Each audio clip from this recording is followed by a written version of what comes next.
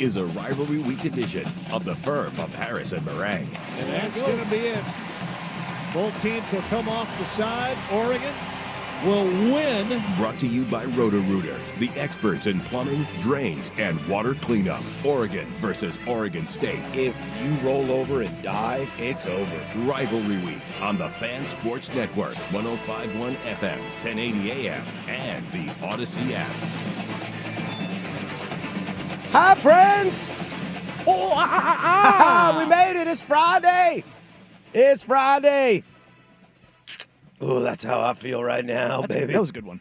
Oh, that's how I feel right now. I had a couple weak ones this week. Yeah. There's a couple like just look, kind of limp can. Well, it's Friday. It's Friday. Sounds like a personal problem. All we got to do is get through this show. It's the weekend, and it gets to Rivalry Weekend. And if you think about it, this show this way, the show's 3 hours long. Mm-hmm. That's 4 segments an hour. Mm-hmm. That's 12 total segments. Indeed. One for each loss the Huskies had in 2008, there baby. You go. Go Cougs! This is what we're here for today. It's the simple things. It's Rivalry Week, yes. all right?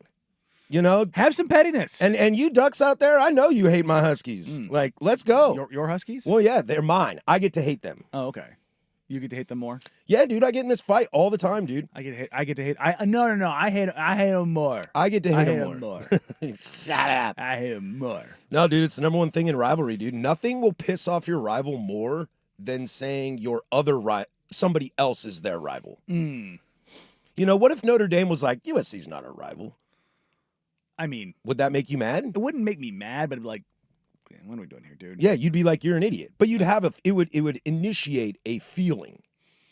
I guess. We were talking about this before the show. I kind of wish that we had a rival like, the Cougs and Huskies have, like the Ducks and Beavers have had. Like, my entire life, UCLA has not mattered. Right. Like, but I do not. Everybody's like, it's a rival game at the end of the season. I'm like, it's not. No, it's not. Not even in basketball. Like it's just like because USC's had some okay basketball teams, but like we've never been a basketball. Like I jokingly say we're a basketball school. We're not. Like but don't be wrong. We got Vooch and we got DeMar DeRozan and we got OJ Mayo. Like we've had plenty of dudes. Taj Gibson. We've had plenty of dudes. OJ Mayo. Yeah. But like we're just not the Mobley Bros. I mean, honestly, Evan might be the best player that's come through there in modern era. Bronny James Jr. One of my old neighbors went on to play college hoops at USC. Who's that? Garrett Jackson. Oh, there you go. Dude, you got the muscle man now. Oh, I love Muss. Yeah, I ran into him at Summer League. He was fun to talk to. Did he take his shirt off? No, but it's so funny. Like I'm like a foot taller than him. Like, Muss is tiny. Really? He's short, but like he's like I towered over him. I was like, damn, I knew you were small. I didn't know you were that small. Oh, I always thought he had big guy energy. Oh, he does have big guy energy, but he's just tiny. But he has tiny guy energy. Yeah, he's all of the energy. Super fun guy to talk to. I have to bring this up because I tweeted about this last night because it shocked me so much. Number one, I'm scolding Buck because I was listening to the boys on Primetime last night, and they said something about burgers, and my fat guy brain immediately went, I haven't had a burger in months, so I went and grabbed a burger. Buck said he's anti-barbecue sauce on a burger. Like, and not in the sense of like it's okay. He's like, no. And I'm like I'm not gonna order it on a burger. You've never had like a Western bacon cheeseburger? Oh, I for sure have had a Western bacon cheeseburger from Carl's Jr. on the road. But or a rodeo burger with some onion rings. Like, no, I tend to not thing. though. It's not my jam. It's either. not my thing. Again, that's fine, but you're not like out. My wife is out. I mean, if somebody Preschool hands me a wants burger nothing with on some there. barbecue sauce on it, sure, I'll eat it. But again, like I said, I'm not going out of my way to order a burger with barbecue sauce. That's fine. On it. I feel like Swag would be super anti-barbecue sauce on a burger. Let's see. She says you don't know what you're missing. See? Oh, okay. See? All Yeah. right. I like that from Swag. Okay. Look, man, barbecue sauce. But he doesn't like onions, so he's not going to do the onion ring. It's fine. You can drop onion rings. You can go fried jalapeno coins. Ooh. Fried jalapenos? Yeah, dude. I love a good rodeo burger where you swap out the onion rings for some jalapeno coins. Oh yeah. Num with some bacon. How many jalapeno coins can you fit on that burger, do you think? I've done my own, and I usually end up at about 6. See, I think you got to double that to 12 for how many losses the Huskies had in 2008. Ding. 1,200 calories in the burger. 100 calories for each one of UW's lost, doesn't it? But I say all this because my whole day yesterday, my schedule just got jacked up. Normally I get home, I take the dogs for a walk because they've been home by themselves and they want to, they've been cooped up and I want to make sure they get out. So I ended up taking the dogs for a walk a little bit later, which led to this surprise. I just wanted to bring up and just throw stones at Buck for being anti-barbecue sauce. That was the only reason for that. And for making me get a burger because I realized I hadn't had a burger in like 3 months, 4 months. Like all summer, I hadn't had a burger. How the hell did that happen? I would like the record to state that I am a big fan of Ryan Buckley. I love Buck, but it's just anti-barbecue sauce. How dare you? But so I ended up taking the dogs for a walk later at night. And I'm walking down the street and there's like this, oh, at the end of the street. And I'm like, what the hell is that? And there's kind of some trees kind of blocking it out because, people got big old trees on the sidewalk in Newburgh. And I kind of get, duck under the foliage, as it were, and come out the other end. And this bleepity bleep and bleep has Christmas lights up. Not holiday lights, not Thanksgiving, not Halloween. We're talking reds and greens and purples and yellows, like the icicle lights. And I'm just like, no, bleep you, go to hell. No, it is September. How dare you? Yeah, you probably shouldn't put up your Christmas lights till around, 12 days before Christmas. 12 days. Represent the Yes. number of losses the Huskies had in 2008. Particularly with 12,000 individual bulbs, 1,000 for each Husky loss. Oh, man. See, I'll jump in on that is I wild. will jump in on some pettiness. I will piggyback on this. This is fun. And I am full petty today. And that's Yeah. kind of what I'm trying to say is like that's what rivalries are built for. But before we get to that, I do want to follow up on your Christmas light. It's going to be like 100 degrees today. I understand being like 80. early and excited. I think it's supposed to be 90 actually. I understand being like I looked earlier, excited it's at 80. and stoked for holidays to come up, but you can't. I might let it slide to skip one holiday. Yeah, it's 80. It's 80? Okay. Yeah. I might let it slide to skip one holiday. Like, if you want to put up Christmas lights before Thanksgiving, I'm okay with that. But you're going to skip Halloween and Thanksgiving? Yeah, no. That's rough, You dude. were 2 months ahead. It's Oktoberfest right now. You were 2 months ahead. That's a lot. It's better than being 12 months. Right? Just let that one marinate. Although I have been a 12-monther. One for before. each Huskies loss in 2008? Yes! I've been a 12-monther before. When we first moved out there, I guess it's the second year, after the hip surgery, it was like, I can't get up on a ladder and take those down. So they stayed up all year. I hang my Christmas lights. I brought my engineer buddy over because I had to do them, but one of my best buds, he's an engineer, and so he's like, I don't know. He does really stupid stuff, but he's really smart about it. Oh, sure. So I was like, dude, this is really stupid stuff, and I'm really dumb about it. I'm going to need you to chaperone while I do this. And I did it all myself, but he definitely helped me. Now, taking him Supervision? down was awesome because they got the little clips, Yeah. so I can just like rip it Rip off. Yeah. But putting it up, dude, I mean, I'm probably, I don't know, 12 feet up in the air, 1 foot for each Husky loss in 2008. I'm not even trying. They're just coming. Yeah. They're just coming. Much like a Husky loss in 2008. They just kept coming. How many rim shots are we going to get in today? I'm guessing it's somewhere north of 12. No, way past that. It's probably past that. It's funny. I didn't know Harrison had this coming today, and he's like, I hey. didn't either. It was the great Luke Anderson No. who gave me the idea. Leave it to the It comedian came to up give the entirely idea. organically this Entirely morning. organically. I walk into the kitchen to go make my food for the morning. I come back and I get hit with Harris's, hey, has USC ever had a 12-loss season? And I'm like, I don't even think we've ever had a 10-loss season. I had to look it up, and I'm like, no, the worst season we ever had was 9 losses, man. That was in the 50s. And then Danny starts trying to talk to me about USC's career, like historical, and I was like, Danny, I don't care. Like, that's not what this is. But I was giving you the ammunition of, in 104 years, yes, not a single. 0-12 season. No, not even a 10-loss one. That's how bad 12 losses is. It's Johnny Luds that really gave it to me. Johnny was like, well, never forget. In 2008, I was at that Apple Cup, 13-16, double overtime. God, that's horrendous. It was really, really rough, dude. And it was like 28, 30 degrees. It might have been 12 degrees. Nobody's listening. Got it? No. I was shaking my head of, God. I know the bit's going to get old. Well, no. It's a horrendous game. It was rough. Double dude. overtime 16-13. That's horrendous. I think my favorite memory of that game, though, is, let's see. We were walking into the stadium. I think I was with my buddy Bo and his dad. The great Craig Johnson, who's my homie. Craig is this big dude, played football in college, and super fun, awesome guy. And we're rolling into Did Craig get fired on his day off? No, Craig No? did not get fired on Okay. his day off. And we're walking up to the stadium, and we've got like all this booze attached to us and everything. This is freezing out, so we're trying to drink during the game. And he goes, "Guys, give me all your booze." We're like, "What? No, this is mine." He goes, "Just trust me. Give me all your booze."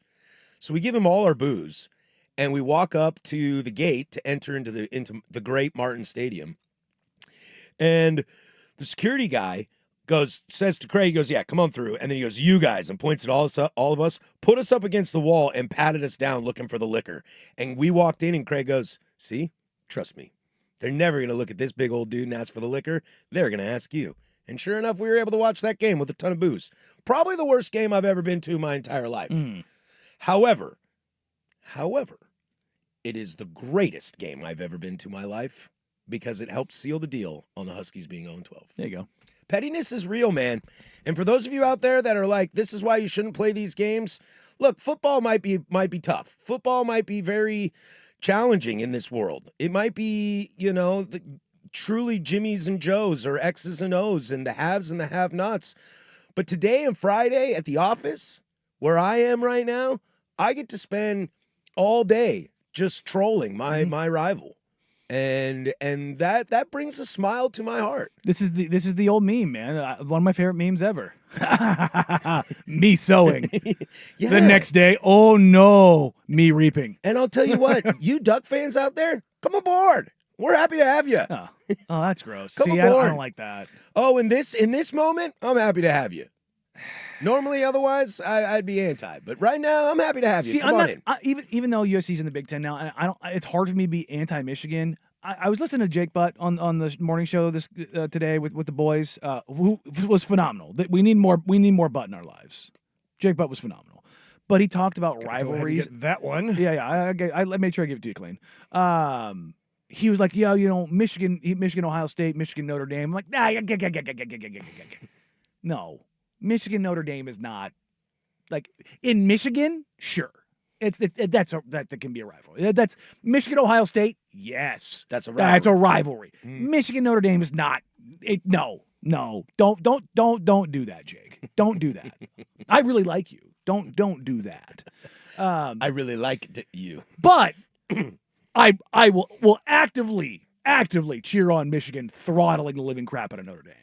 That, like, when we're talking about the rivalry part because, of it. yeah, you want your rival to lose. You don't Yes. really care who's playing. Yeah. Like, big Aggie fan last weekend. Yeah, right? Yeah, You big know, like, Aggie fan. It's like, oh, yeah, Big- gig 'em, baby. Yeah, the Felons, you were rooting for the Felons. The Convicts were your team. I've had to week root one. for some terrible teams this year. It is wild that rivalries make you Yeah. root for teams you would rather die than root for. Because, well, I'm actually kind of pro Miami. We grew up in the era of the U, and Sure, those sure. teams I mean, were it- so good, And it was so sexy, fun. and Yeah. they were flashy, and just played with so much swag. But A&M's a cult. Like, it's a full-on unabashed really cult, is. man. Like, I heard Pate talking about Josh Pate when he was on with Dirt and Spray talking about like some seance weird thing they do on Friday night. Oh yeah, dude. What do they call that? Jeff Austin, our former boss, he used to tell us about like this stuff. And it's, Can you have like a drink in your hand? Because I'm too busy drinking to go to a seance. dude? It's like a what do they call it? Yell practice.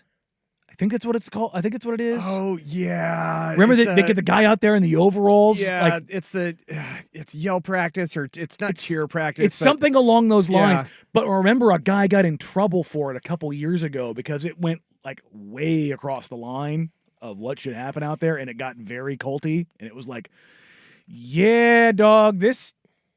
If you change out the overalls for some white sheets about now, this is getting rough. Yeah, it's yell practice. Yeah, it was. I mean, it was bad. It was some Evil Empire type stuff, and I was like, Apparently, it's a midnight yell. yeah, midnight yell. That's Before what it every home is. game. Didn't have hoods on my bingo sheet. Yeah, it was like, whoa, okay, like it was like, do we hate him? Yeah, and it was like, it had like that. Why do we hate him? Don't answer that. I was like, ah. So that guy got in a little bit of trouble for that because in today's age, everything was recorded. And Right. It was also, it had a lot of the Howard Dean energy to it. It was just like, And that's the end of that man's life. Oakley Dokley, well, we got a show for you today. It is rivalry week. Oregon State play tomorrow, as do UW and Washington State. So we'll have some fun with that throughout the entire day. Alex Brink will join us at 10:30 to chat Apple Cup, state of the program, and state of the rivalry. And honestly, we're going to ask the same questions to Chris Fetters at 12:15 about UW, because I'll tell you what, the biggest thing, I hear a lot of people that are like, man, I don't know anything about the Cougs. I don't really know much about the Huskies. They haven't played really anybody. They had a bye, so I don't know what to expect from them either. So we'll have fun with that. A legend retires in Major League Baseball. The game of the week. There is a ton to get to, but we start with Thursday Night Football, and you're oh so close. Oh, so close. And then adios, muchachos. We'll go there next. The firm of Harrison Meringue, 105.1 The Fan.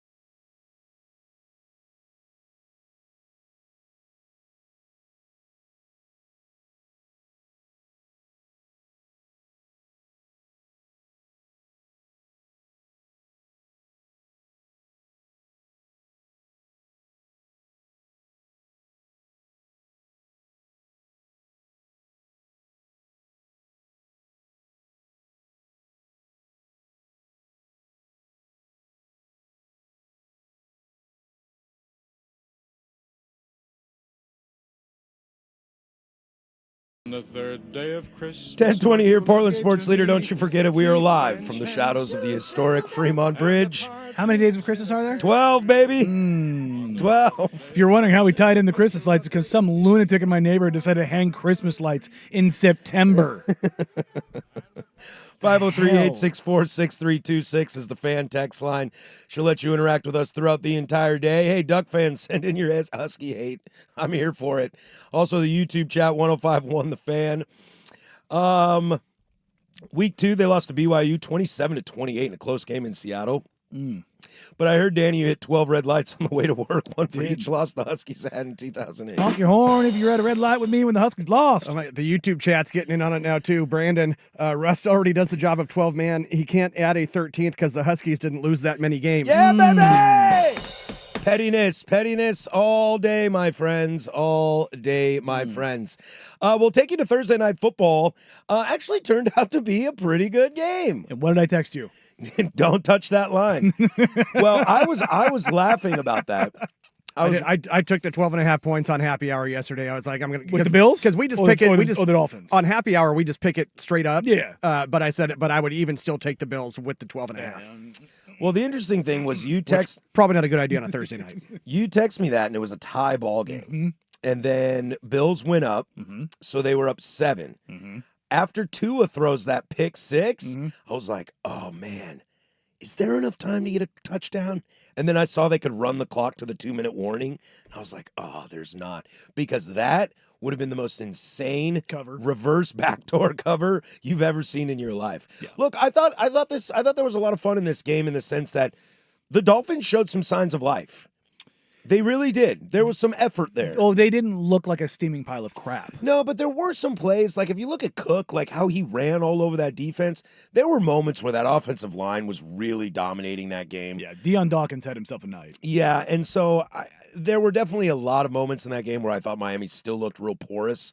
But to keep that game close and to keep that game alive, and it goes down to a mid-tier quarterback throwing a pick in the fourth quarter, which is how a lot of these games end anyway, was a little apropos. I know after the game, McDaniel was like, there's no moral losses or moral thoughts about losing games, but I don't know, man. Your team showed life.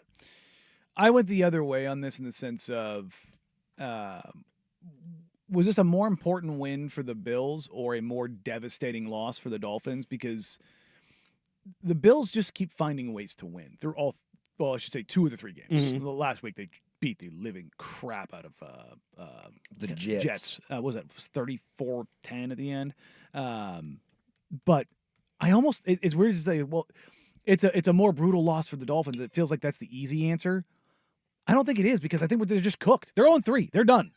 They're done. They're done. They're done. You're 0-3. You're done. Their upcoming schedule is quite nice, though. But you're done. Yeah, you're done. Like the math just says, like 0-2, buckle up. Grab a hold of the panties and hang on. 0-3, you're cooked. The math says you're done. So for the Bills, they're 3-0, which is usually a pretty damn good marker for going forward. And I pushed it forward from there to the point of, is Josh Allen the most important player in football right now? Ooh, you're talking MVP versus... Not even MVP. I mean, you're talking the true meaning of MVP. Most valuable player to his team. Most important. Most important. Yeah, I mean, it's tough for me to say to take Mahomes and Jackson out of that equation too. Like, I think you could make the argument that Jordan Love is not the most important player on his team. I think you could make the argument that Jalen Hurts is not the most important player on his team. Yeah, I think Josh is for sure. As far as the league goes, it's tough because I'm on the opposite side of you. Thursday night games are weird. They are, and it's a short week, and a lot of the game felt to me that the Bills rolled in knowing they were going to win, and they kind of showed that physical dominance in the trenches there, and the rest kind of just looked lethargic. So I don't know if I'm there yet. I see what you're saying though. I'm trying to be 10 toes down here. No, it is not. No, he's not. No, because I think Lamar is more important to the Ravens. Okay. Nope. I'm with you. Yeah. I'm with you. It's Josh Allen, and I think it's the sum of all parts. I think Cook's a pretty good running back, but I don't love the coaching staff. I've been on the record saying many, many times I don't love the coaching staff there, to where I'll take Harbaugh every day of the week. I'll take Reed every day of the week. Yeah, I'm with you. He is the most important. He just makes it happen. I tell you what, man, the guy on offense that I think is going to matter the most outside of Josh Allen is Dalton Kincaid. Dalton Kincaid is such a big deal for them, and his issue has been throughout his career, whether it's at Utah or early in his NFL career, is health. When he's healthy, man, he's one of the best tight ends in the league. It's really good. He's really freaking good. And as much as Shakir, like if Khalil Shakir is your third wide receiver, you are doing excellent. If he's your second wide receiver, you're okay. If he's your number one wide receiver, this is the Jacoby Myers with the Raiders. Like Jacoby Myers is your third wide receiver, awesome. Second wide receiver, cool. First wide receiver, crap.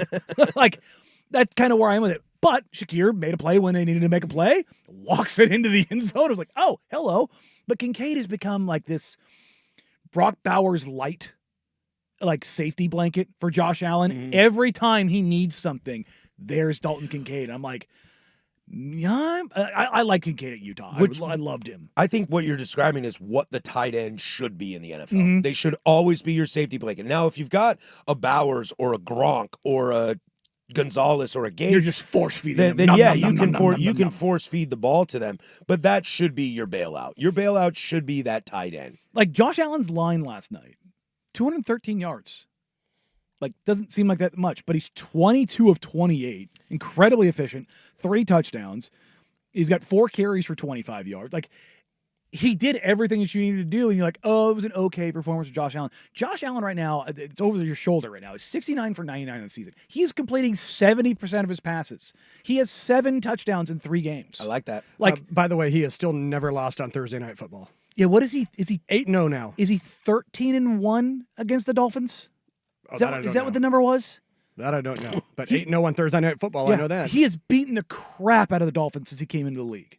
It's like Brady with the AFC East level type stuff. You're just like, good. Absolute God, domination. he never loses to this team. Goodness gracious. But real quick, because we're already up against it, I mean, your 3 most important guys on offense, Tua, Waddle, and Hill, came to play. Waddle's stat line isn't going to blow you away, but I felt like, and I think Herbie said it on the broadcast too, I felt like every catch he made was important. And Tua was solid in the game. I mean, the pick at the end is what separates top tier from middle tier quarterbacks, honestly, is that mistake down the stretch. And you can see Tua walks off the field and he's damn. And it's like, yeah, man, we're all feeling that. I want to get to this at some point, especially after this upcoming week in the NFL. The kickoff. The return game. Ugh. Miami starting with the ball at the 50-yard line. All the time, it felt like. It was like, short field again, huh? And it was like up the gut each time. Short field again, huh? Yeah. It's like, oh, this whole kickoff return thing, the return game, it matters. Hey, that starting point for them might have been the only thing that kept them in that game. Miami's first drive looked incredible. And I was like, oh, hell. It was one of those things like, I'll watch this game. Then I perked up after the first drive and went, oh, do we have a game? And indeed, we did have a semblance of a game. Semblance of a game. Buffalo Bills win by 10. Don't cover the spread. So sorry for all you degenerates out there. When we come back, Alex Brink will join us, and we will preview the Apple Cup this weekend. But first, there's Rust with sports. This is a Rivalry Week edition of the Firm of Harrison Meringue, brought to you by Roto-Rooter. Now, from the George McCoy and Warren Allen Sports Desk, a Sports Center update on the Fan Sports Network, 105.1 FM and 1080 AM. If you've been arrested for DUI, you need a team of attorneys into whom you can place your trust. Call Reynolds Defense Firm today online at reynoldsdefensefirm.com. First on the Fan, the Civil War finally here. Number 6, Oregon, 34.5-point favorites hosting Oregon State. 12 o'clock kick on the Big Ten Network. Coverage here on the Fan Sports Network starts with Sports Saturday with Joe Fisher and Rashad Taylor. That is at 6 a.m. It continues with Ducks Game Day with Dirt Dusty and Anthony Newman live from Autzen at 8 o'clock. And then stick around through network coverage for the Ducks post-game scoreboard show. In the NFL, Commanders head coach Dan Quinn announced quarterback Jaden Daniels out Sunday against the Raiders due to a knee injury. Marcus Mariota will get the start. After salvaging a series split with the Royals yesterday, the Mariners hit Houston for a crucial 3-game set with the Astros, currently tied atop the AL West. They have split their 10 games this season. 5:10 first pitch on Root Sports. Brian Wu on the bump for Seattle. Hunter Brown for Houston. In the association, Heat point guard Tyler Harrow will have surgery on his left foot today and will miss the start of the regular season. Harrow dealt with an impingement in his left foot last season, suffered an ankle injury during an offseason workout that led to the decision to have surgery. And Jonathan Kuminga's agent says the Warriors forward prepared to accept the team's $7.9 million qualifying offer. That is, unless the team improves its current offers. More sports scores and stories in 30 minutes. I'm Jeff Rust from the George McCoy at Warren Allen Sports Desk. Hurt and missing work, insurance companies acting like jerks. Don't call your mom. Call George McCoy at warrenallen.com. Sports Saturday with Joe Fisher and Rashad Taylor. Saturday mornings at 9 on the Fan Sports Network, 105.1 FM and 1080 AM.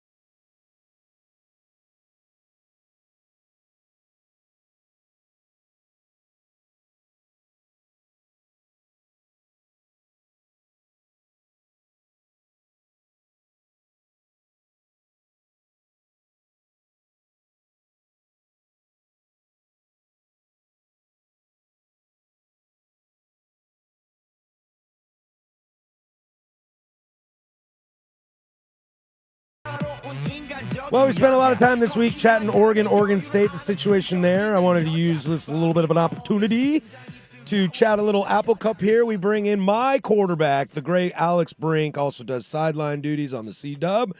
Loves the media life over there in Wazoo and is our Wazoo guy. Alex, I'll start you off with an easy one. My friends and I, we have a tradition on the Apple Cup. How many beers do you think each of us drink on the Apple Cup? I would set the over-under at 16. We drink 12 beers, one for each loss the Huskies had in 2008. Oh, fantastic. Keep them coming on this fine Friday. Love that. What's up, brother? Go Cougs. We are so petty over here today.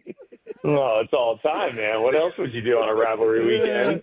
But let's get right into this, and we'll start with the rivalry. You know, we live, I'm sure you're aware of kind of the situation from the fan base, from an Oregon State perspective, how this season has really kind of gone off the rails and a lot of internal issues and fans kind of bailing water, it feels like. Where are you in the sense of where Washington State UW is and the importance of this rivalry? Should it continue? The gap in talent, money, etc. Yeah, I mean, I think it absolutely should continue. I mean, I don't think you toss away 15 plus years of history just because these teams are in different conferences. Like, conference realignment has happened before, and I think rivalries have continued to exist. And I think, I think the challenge, of course, is that for Washington, last year was the worst case scenario, right? They make a big jump to the Big Ten where they take a half share. Everybody pretends like it's a good thing for UW. And then in the end, they get beat by Washington State in Seattle. And so they're sitting there saying, well, maybe we don't want to play this game anymore. Like, no, like, you should absolutely play this game for a million reasons. And, now you're kind of seeing where Jedd Fisch has rebuilt the roster and they feel like they have a good team. Now, now it's like, well, we'll see how this goes moving forward. I just think, for the fan bases and the history and the pageantry of what college football is and, what rivalries are, I think it's super important. And it's easy for, UW fans to explain away after a loss. But, I tell you what, I mean, there's so many special things about this game.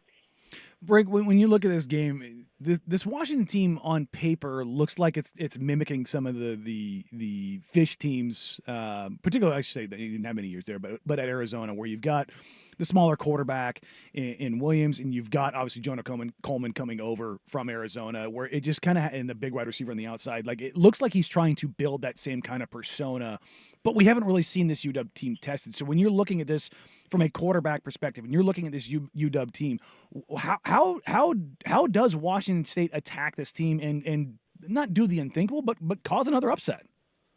Yeah, I think there's a couple things. When you look at, that offense, I think you're right. Jedd Fisch knows what he wants to be. He's kind of a pro-style offense that likes to mix in a quality running game with play-action pass. I mean, it's very reminiscent of the Sean McVay, Kyle Shanahan type of world, right? The X factor is Damon Williams, who's an elite athlete and provides kind of an extra piece to the puzzle that you have to be aware of. I will say, I think Washington State's uniquely suited defensively to face this team, right? I think, they're a really hard-nosed, fast defense. They're good against the run. They got speed on the outside. They have really good safety play, and they tackle well in space. So, I think it's a better matchup than maybe people give it credit for, especially because Washington State looks so bad on paper after their Week 3 loss at North Texas. But I do think that the Cougar defense has a good chance here. But you have to commit to stopping the run, and then you have to just say, hey, we're gonna match up on the outside and play those big receivers and hope that we don't get beat with some big plays. And so I think there's a path there. I think the challenge for Washington State is going to be on offense, where they've been so discombobulated through 3 weeks. They're trying to figure out what their identity is, right? They wanted to run the football going into the season, and they just can't for a number of reasons. I think the offensive line is kind of rebuilt, and most of those guys are probably pass first or pass blocking first type of guys. So they're learning a new system and new techniques. I think you have running backs that are transitioning from the FCS level to the FBS level. So I think Washington State, they need to lean into who they are, which is some good speed on the outside at receiver and in the slot position, athletic tight ends, whoever's playing quarterback. We don't know who it's going to be, right, tomorrow. I think they can distribute the ball to those guys and make some hay, against a solid UW defense. And that's where we'll go next into that quarterback slot, as was announced that open competition for the week. Our favorite things in the world to hear from a team going forward. And you look at a lot of those mistakes. I mean, I think North Texas might be better than a lot of people are giving them credit for, but a lot of those mistakes were just self-inflicted. Potter had an absolute disaster of a game. You played quarterback at a very high level at Wazoo. Is the open quarterback competition, is it to create like a fire under Potter and tell him to clean up those mistakes? Is it a secret to just like bring in Eckhouse to be the starter? Where does Duke fit in all this? How do you approach that after just such a, like you said, discombobulated disaster of a performance? Yeah, there's a couple layers to it, in my opinion. I think, the quarterback competition by all rights was very close coming out of camp, right? And, Jackson Potter essentially won it because he was so consistent in his decision making all the way back through the spring. And then, he's got really high upside as a passer. You can see it. I mean, he can rip the ball, right? Like he can throw the football really well. He's accurate. He can do a lot of really good things. The challenge is that through 3 weeks, he hasn't been as good of a decision maker, I think, as the coaches would have hoped based on what they saw in practice. Okay, so now they're trying to kind of figure out, well, how do we move forward? He's a young quarterback. He's a redshirt sophomore, 3 starts under his belt now. There's a lot of growth for him ahead of him. And it's just how much can you afford, right? And how much can you afford those challenges they faced last week? And so with a guy like Zevi Eckhouse, you kind of know what you're going to get, right? Like he's played a lot of football. He's a little limited physically, but he's a good enough athlete to make plays out of the pocket, and he's going to get the ball to the right guys. And so I think for this staff, Julian Duggar is the third one there. I don't think he's quite there yet. He's going to have a role, but it's really Potter and Eckhouse. And to me, this is going to be a question of, do you trust Jackson Potter to make adjustments and go out and be the guy you saw during the San Diego State win? Or do you want to let the vet have his shot and kind of protect against the downside of having, maybe a younger quarterback out there? When you look at this game, Brink, could this game be a potential springboard for the rest of the season? Because after this, you've got Colorado State and you've got Ole Miss down in Mississippi, which, boy, that's buckle up, baby. That looks like a game and a half. We're rolling strong to Oxford. But after that, you get Virginia, Toledo, Oregon State, Louisiana Tech. James Madison certainly is a Group of 5 program that has been very good. Even post Ignetti, they've looked decent for sure. And then you wrap up again with Oregon State. But this, coming off particularly the North Texas loss, could this be a swing game for the kind of the rest of the season? Because it looked like the way Oregon State lost last week, and honestly the way they've lost all season, that they don't care. Where it looked like North Texas was a rough game, but Washington State doesn't have they don't care about them yet.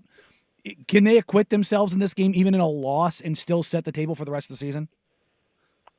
I think that's a fair characterization. I mean, I said as soon as that North Texas loss, as soon as that North Texas game ended, it's like the best thing that happened to the team is that they're playing UW next week, right? And the outside rhetoric is, they're going to get smoked and this game doesn't matter. And, UW's got Ohio State next week and all these things, right? Well, think about how big of a problem that is for the Huskies.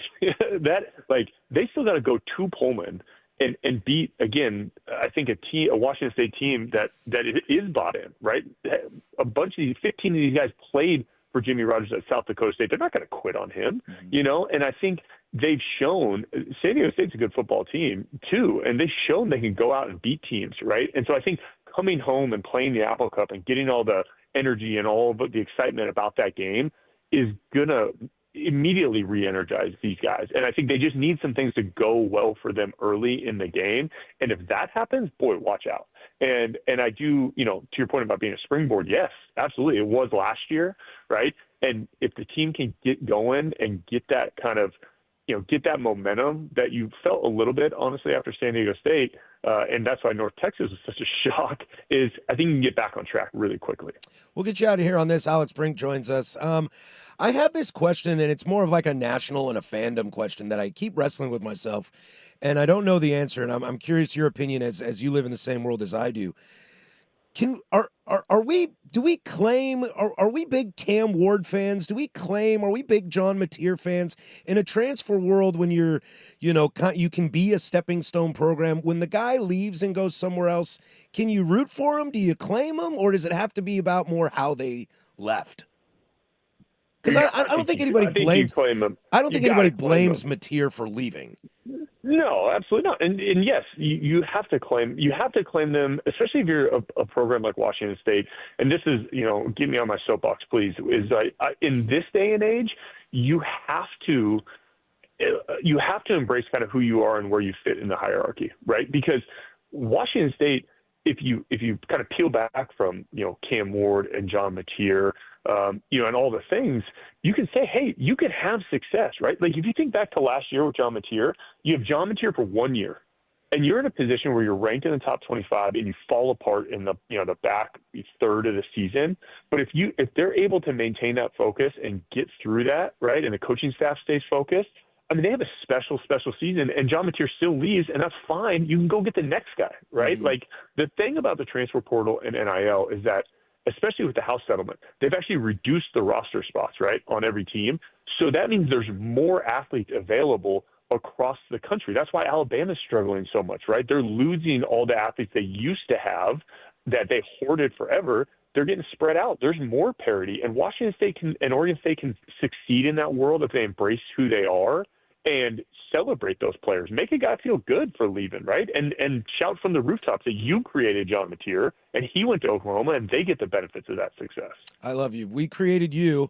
3-1, if my memory serves me correct, in Apple Cups. You started all 4 years? You betcha. You got a good memory. What's your favorite? Make it quick. Oh, got to be 07, man.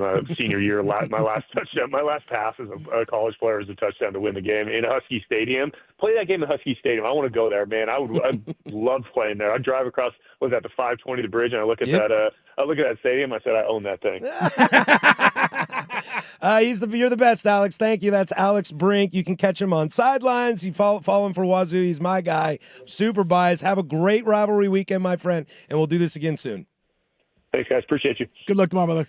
Oh, I love that, man. No. I mean, he's got ties here and he's got ties there. It's awesome. Yeah. Brink's a good dude, man. He is a good guy, and I love that he embraces the pettiness. Look, this is what rivalries are all about. This is what I was talking about, the Oregon State stuff, man. Like, don't turn away. Yep. Lean into it. If you take Alex away from the media duties and you put him a couple beers at the bar, he's gonna be like, yeah, I might lose by 30. But we're still here for it. Yeah. He drives by Husky Stadium and says, man, I own that place. That plot of land, mine. That's mine. We should change the Wikipedia to that. What does Jake Browning say? I don't want to talk about Jake Browning. Look, I was feeling so good, dude. What's wrong with you? We come back, we'll react to that. And that's next on The Firm.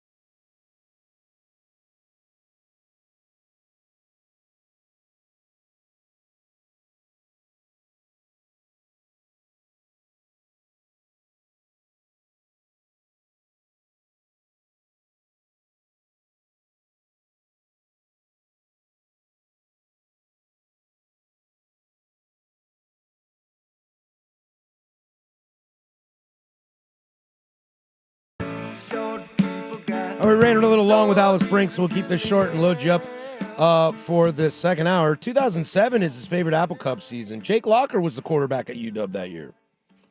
He was pumped that he was drafted 8th overall to remind him that they won 0 games in 2008. Hey. A lot to get to in the second hour of the show. We've got the best game of the weekend. Dare I say NFL or college football to get to. You could maybe argue an NFL game. We've got a legend retired or is retiring. And now that we got news on Jaden Daniels, week 3 is looking a little rough. Oh boy, in the NFL. You hate to see it. I know. You- Plus, you hate to see such a great quarterback go out. it is Petty Friday. You just It is very Petty Friday. I hope he's okay. I love Jaden Daniels. Right. They're playing the Raiders. For those that are wondering why I'm doing this, they're playing the Raiders this weekend. I'm like, oh, Marcus? Hell yeah, baby. Go on out there, brother. And we'll have Web Gems at 11:45 like we always do. I think Brink is going to it with the right mindset. I mean, I think he's saying it also from a media perspective, which might be a little coach speak, a little happy speak, if that's the negative you want to put on it. But this is kind of what I'm trying to share with Oregon State fans is you be today like I'm being today, just go after it, because there's more to rivalry than just football. It's driving across the 520 and looking at a building and saying I own that place. It's the over under of how many beers we're going to drink this weekend. That's a camaraderie thing. And that's kind of what I've been screaming to the heavens all week is my challenge to Oregon State fans. And you know what? Even to Oregon fans, like you want to really piss somebody off? Get up in their face, especially when they're down. That's my challenge. I want Dirt to get hammered tonight and run through the streets of wherever he lives, like Selwood, Woodstock area, Oregon City, I don't remember, and just like take your shirt off and start yelling ducks, just troll, just get after it. Why not?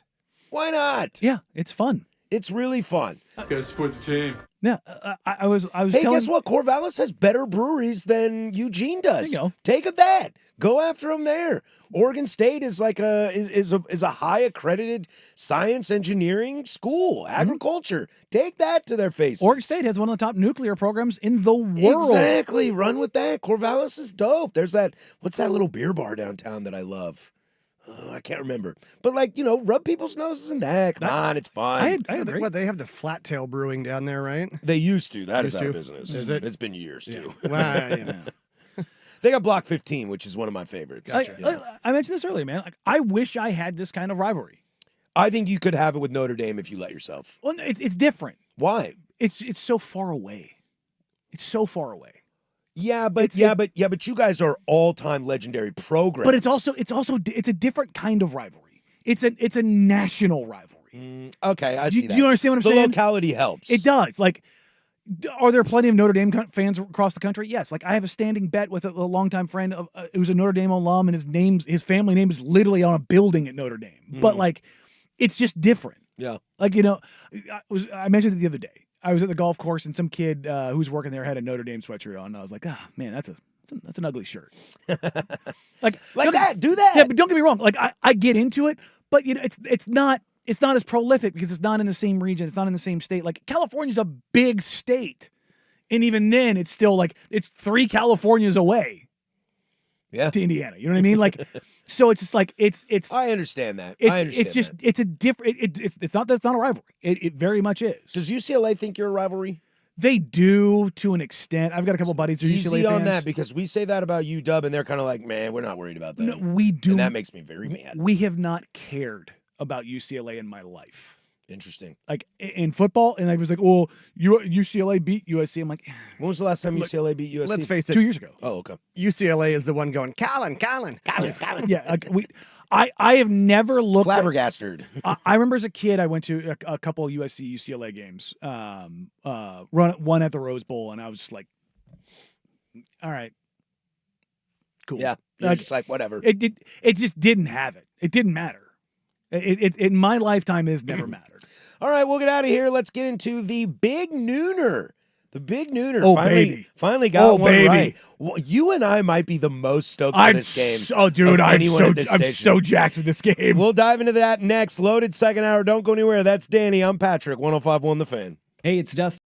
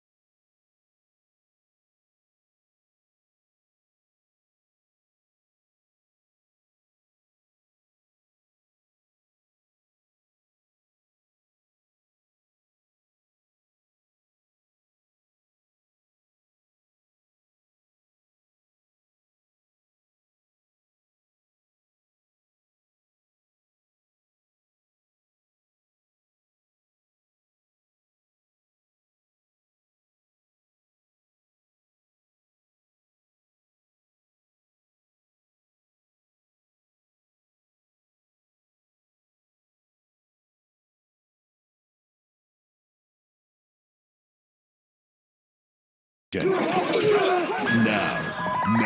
from the George McCoy and Warren Allen Sports Desk, a Sports Center update on the Fan Sports Network, 105.1 FM and 1080 AM. This update brought to you by Mountaintop Metal Roofing. No maintenance, energy efficient, fire resistant, and a lifetime warranty. Do it once, do it right. Visit mountaintopmetalroofing.com. First on the Fan, the Civil War finally here. Number 6, Oregon. 34.5-point favorites hosting Oregon State. 12 o'clock kick on the Big Ten Network. Coverage here on the Fan Sports Network starts with Sports Saturday with Joe Fisher, Rashad Taylor at 6 a.m. Continues with Ducks at Game Day with Dirt, Dusty, Anthony Newman, live from Autzen. That starts at 8, and then stick around through network coverage for the Ducks post-game scoreboard show. Over in the NFL, Commanders head coach Dan Quinn announcing quarterback Jaden Daniels out Sunday against the Raiders due to a knee injury. Marcus Mariota will get the start.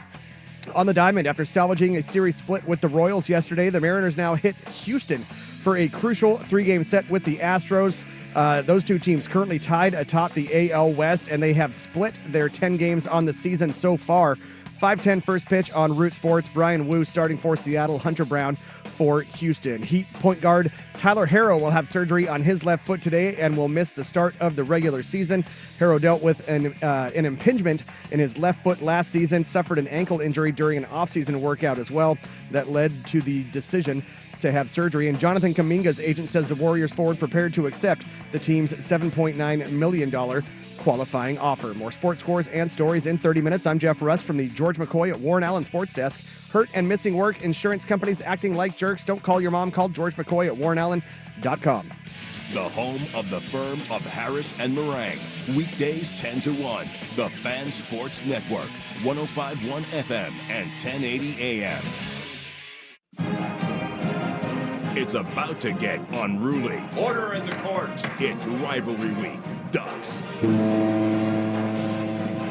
Beavers. This is a rivalry week edition of the firm of Harris and Meringue, brought to you by Roto-Rooter, the experts in plumbing, drains, and water cleanup. Ankerson, he'll take the direct snap, little stutter step, and pushes way to the goal line. Touchdown. Keeping the peace from 10 to 1 on the Fan Sports Network, 105.1 FM, 1080 AM, and the Odyssey app. All right, welcome to the second hour of the program. If you're missing the first hour, you can catch that. The Fan Podcast, 1051thefan.com. The Odyssey app will let you rewind, fast forward chapters, except fast forward in the future. You can't do that. That's impossible. There's also the YouTube chat, 1051, youtube.com/1051thefan. You can also watch previous episodes on there. There's also the Fan text line, 503-864-6326. Yo, bring it. It's Petty Friday. Bring in any insults you want to slang at your rival, and we will read them on the air as long as they are FCC appropriate. As Jim loves to text in, the Oregon Fight song sure sounds a lot better than the Oregon Ducks. Look, I'm here for that. Whatever it is. I'm having a conversation with my buddy Zach on the YouTube chat about breweries in Eugene versus breweries in Corvallis. Like, bring it in. We are here for it. It's a Friday. I wore my gear today because I'm ready to go. And if we lose by 30, I'm going to come in here on Monday and I'm going to own it. Yeah. Tail between your legs, but you'll own it. I'll own it. You know, and I will go to bed at night and I will say a prayer and I will be reminded that the 12 apostles are a gift to college football. Mm. They can each say a prayer for every loss the Huskies had in 2008. But the big noon kickoff is this weekend, as it always is on Saturday. And noon. Noon? Well, it's 10 a.m. or 10 a.m. their time. It's 9 a.m. our But time. 1 hour for, each loss the Huskies had in 2008. 12. The big nooner. Utah hosting Texas Tech. Walking into that house of horrors. Now, how crazy is this? Like, you and I are both jacked for this game, and we'll have to figure out why, because I know exactly why. Well, last week was Tennessee, Georgia, and that doesn't have the juice to me that this does. Is it because we didn't really think Tennessee could pull it off, that it's like, prove it to me before they do? I mean, that game ended up being... that game was great. It ended up having, what did I say it was off air yesterday? Was it 16 million views? Yeah, it was huge. I mean, it was 13, something like that. It was an insane number. It was like, whoa, okay. This is not going to get that many eyeballs on it. It should. look, I've joked about being a closet Dabo fan. I am so far out of the closet with Kyle Whittingham. Kyle Whittingham might be my favorite coach in college football. He's got to be up there. Oh, dude, going to Pac-12 media days, I geeked out a lot over Lincoln. It was super cool to meet him. I was very excited with him coming there. And well, Caleb the hype of him coming in and having Caleb, Compton was huge. It was huge. But brother, Clark Phillips III sat down with us alongside with Kyle Whittingham, and I wanted to go play for Kyle Whittingham. Right then and there, I was like, this is the guy. Like, if I was 18 years old and Kyle Whittingham walked into my house and talked to me and my parents, I am signing the letter immediately to go play for Kyle Whittingham. I'm the exact. If I had a kid who was like a 5-star quarterback, Dan Lanning walked into the room, it'd be real hard for me to convince my kid not to go to Oregon just because the program is in a better spot. But boy, if Whittingham walked in, it'd be tough. Bro. It'd be tough. I almost want to be a 3-star and not a 5-star. He's my kind of, like, my biases. Like, the way that I was raised playing sports and the coaches that I had, he was very, very reminiscent of that. He's tough but fair. He's got a little quip or saying, and it doesn't feel forced. You know what I mean? Like, it's folksy. He reminds me of a chief that I had in the Air Force that had something for everything. He's so experienced. He's so tenured. He's so comfortable in who he is. And the man has tremendous calves. When he wears those shorts on the sidelines, check them babies out. I like his hair too. Look, he's just a dude, man. And I tell you right now, might be the best offensive line in college football. Yeah, I think let's get into this game. I think that's what's going to be fascinating about this. It's the guy that has built a program for 20 years, a guy that the program very much has an identity, whether it was the Pac-10, Pac-12, or the Big 12, or the smaller conferences back in the day when Herb was there. Whittingham has had an imprint on this program, and it travels wherever it goes. Now, the flip side of that is Texas Tech. That's money. The dollars are coming in, and they're trying to crap ton on that. They're defense. trying to figure out what their identity is. Their identity for a long time was shootout. Was Mike Leach, and we're going to throw the football, and it's Patrick Mahomes went to the NFL out of Texas Tech. Do you know where Texas Tech ranks again through 3+ weeks in PFF grade on defense? I believe they are number 1. They are indeed number 1. That's wild. They have the number 1 rush defense in the country. And their pass rush is 4th. In tackling, I want to say they're 3rd. Yeah, they're 3rd. I mean, so they're stuffing the run, they're rushing the passer, and they're wrapping everybody up. They also played Oregon State. I know, but again, of who they've played, you can only play the teams in front of you. And this thing is, when you take a look at, and this is what I talk about with Oregon, USC, any of these teams, Penn State have not played anybody. Texas Tech have not played anybody. How you play against those and how well you do against those matters. Like, are you handling business the way you should handle? Those markers are very indicative going forward. And I hear a lot of people that kind of talk about the Big 12 being kind of a dumpster fire, and all these teams are picked to win the same amount of games, and it's anybody's race, blah, blah, blah, blah, blah. I live on the other side of that argument in the sense that the Big 12 is super fascinating to me because of that. Like the Big 10, if I'm being honest, Illinois, Indiana, yeah, I want to watch those games when they're playing one of the top tier, but it's 3 teams to me. The SEC feels top to bottom a little bit better. Which 3? Oregon, Ohio State, and Pennsylvania State University Nittany Lions. We'll revisit this in a couple of weeks. To where I just feel the Big Ten is really top heavy with a small middle tier and then some garbage at the bottom. Yeah. The SEC is a little more balanced top to bottom without a ton at the top, but that middle level is Big 12 is woo! Yeah. And to coin a phrase from the great Danny Meringue, I'm here for the chaos in the Big 12. I kind of want to see it, and this is where it starts. We thought it could start Iowa State, Kansas State in Ireland. That was kind of a dumpster fire. It got game. weird for sure. It definitely got weird, but not in a fun way. No. This could get real wild. Styles make fights, and you are not going to have more contrasting styles than Texas Tech and Utah. And to your point yesterday, we could see a Heisman candidate. Look, man, Dampier, he may be maybe a little man, 5'10", 190 pounds. Sure, people got. But he's got game. He does. He's got game. And look, And what you can do that in college. not just that, but Utah, because Cam, God, what the hell is his name? Scatteraboo? No. The Newton. former Utah quarterback, Cam Rising. Bad Moon Rising. Because he's no longer playing his 9th year at Utah and all the injuries and everything else. That was what held them back, because their offense was just so limited. Mm-hmm. They've got Spencer Fano at tackle, who might be the best offensive lineman in the country. He's an absolute monster. They've got Togiai, the other tackle, who's an absolute monster. Like they will beat the. Deshaun Foster got fired because he got stuffed in a locker by these guys. Yeah. Like, it was so embarrassing that it set the table for the next week, and it went, yeah, he's got to go. That's what Utah does. They get out there and they beat the hell out of you. And that is something that, whether Utah was in the Pac-10, Pac-12, Big 12, whatever conference they're in, I've always kind of had a soft spot for Utah. Ever since Whittingham has been there. Honestly, Well, you when find me a- Herb was there, they were fun too. You find me a reason to not root for Utah. Find me a reason. Yeah. Find me a reason. What? You don't like stability? Okay, I know that Nebraska ran Bo Pelini out because he couldn't win 10 games. Yeah. But hell, I'd love to win 9 games every single year. Every single year. Like, Utah's got and have an identity. Utah recruits the way they need to recruit. They've got a great coach. They've got great coordinators, and that they rotate through seemingly every couple of years. They've got an identity of, hey, all of the poly kids that you either have a chip on their shoulder, or the one recruiter's like, Mormon adjacent who doesn't go to BYU, come here and win. And that's in both sides of the trenches. They've got an awesome stadium. They've got an awesome fan base, incredible atmosphere. Their jerseys are dope, despite the fact that they're Under Armour, which is kind of weird. I really wish they weren't Under Armour, because they always do some weird stuff in it. But I don't think there's a program in the country more comfortable in who they are.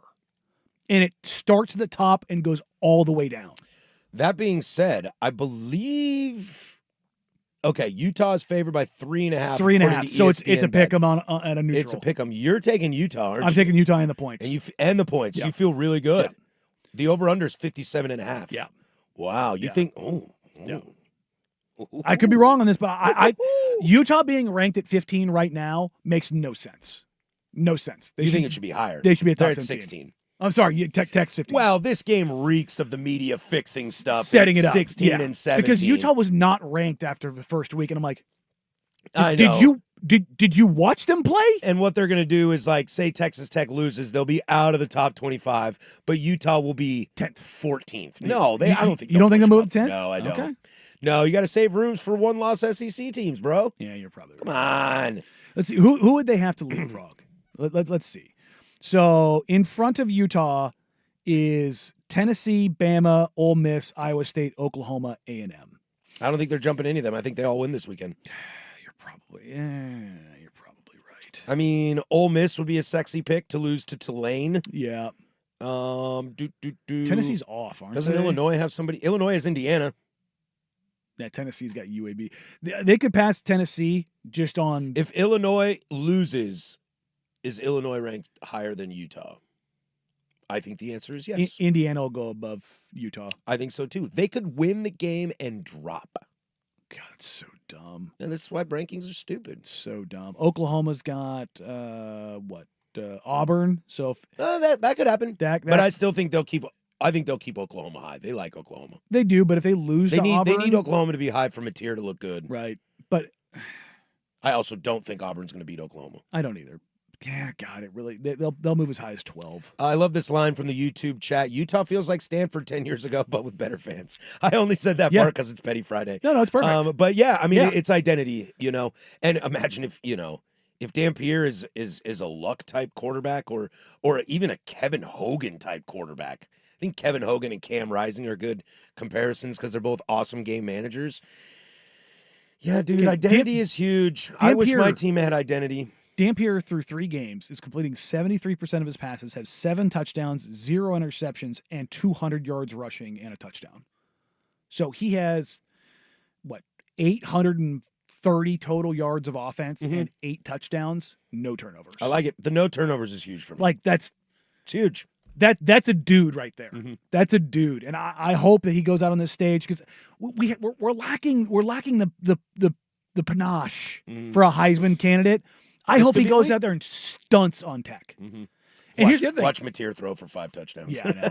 But you've got the Tech quarterback, who's also kind of a dark horse Heisman candidate. God, what the hell's his name? I'm totally blanking on it. It starts with a B. I just don't know much about Texas Tech, and maybe that's why I live in the world where I'll take Utah in this game as well. But I don't know what Texas Tech is. Barron Morton. Right, because I don't know how to jump on teams that are just now spending money.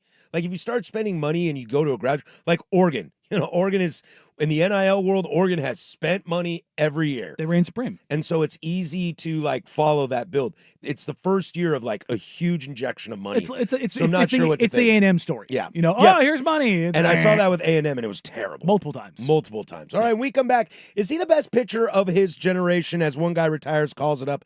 Plus, we'll look ahead to week 3 in the NFL.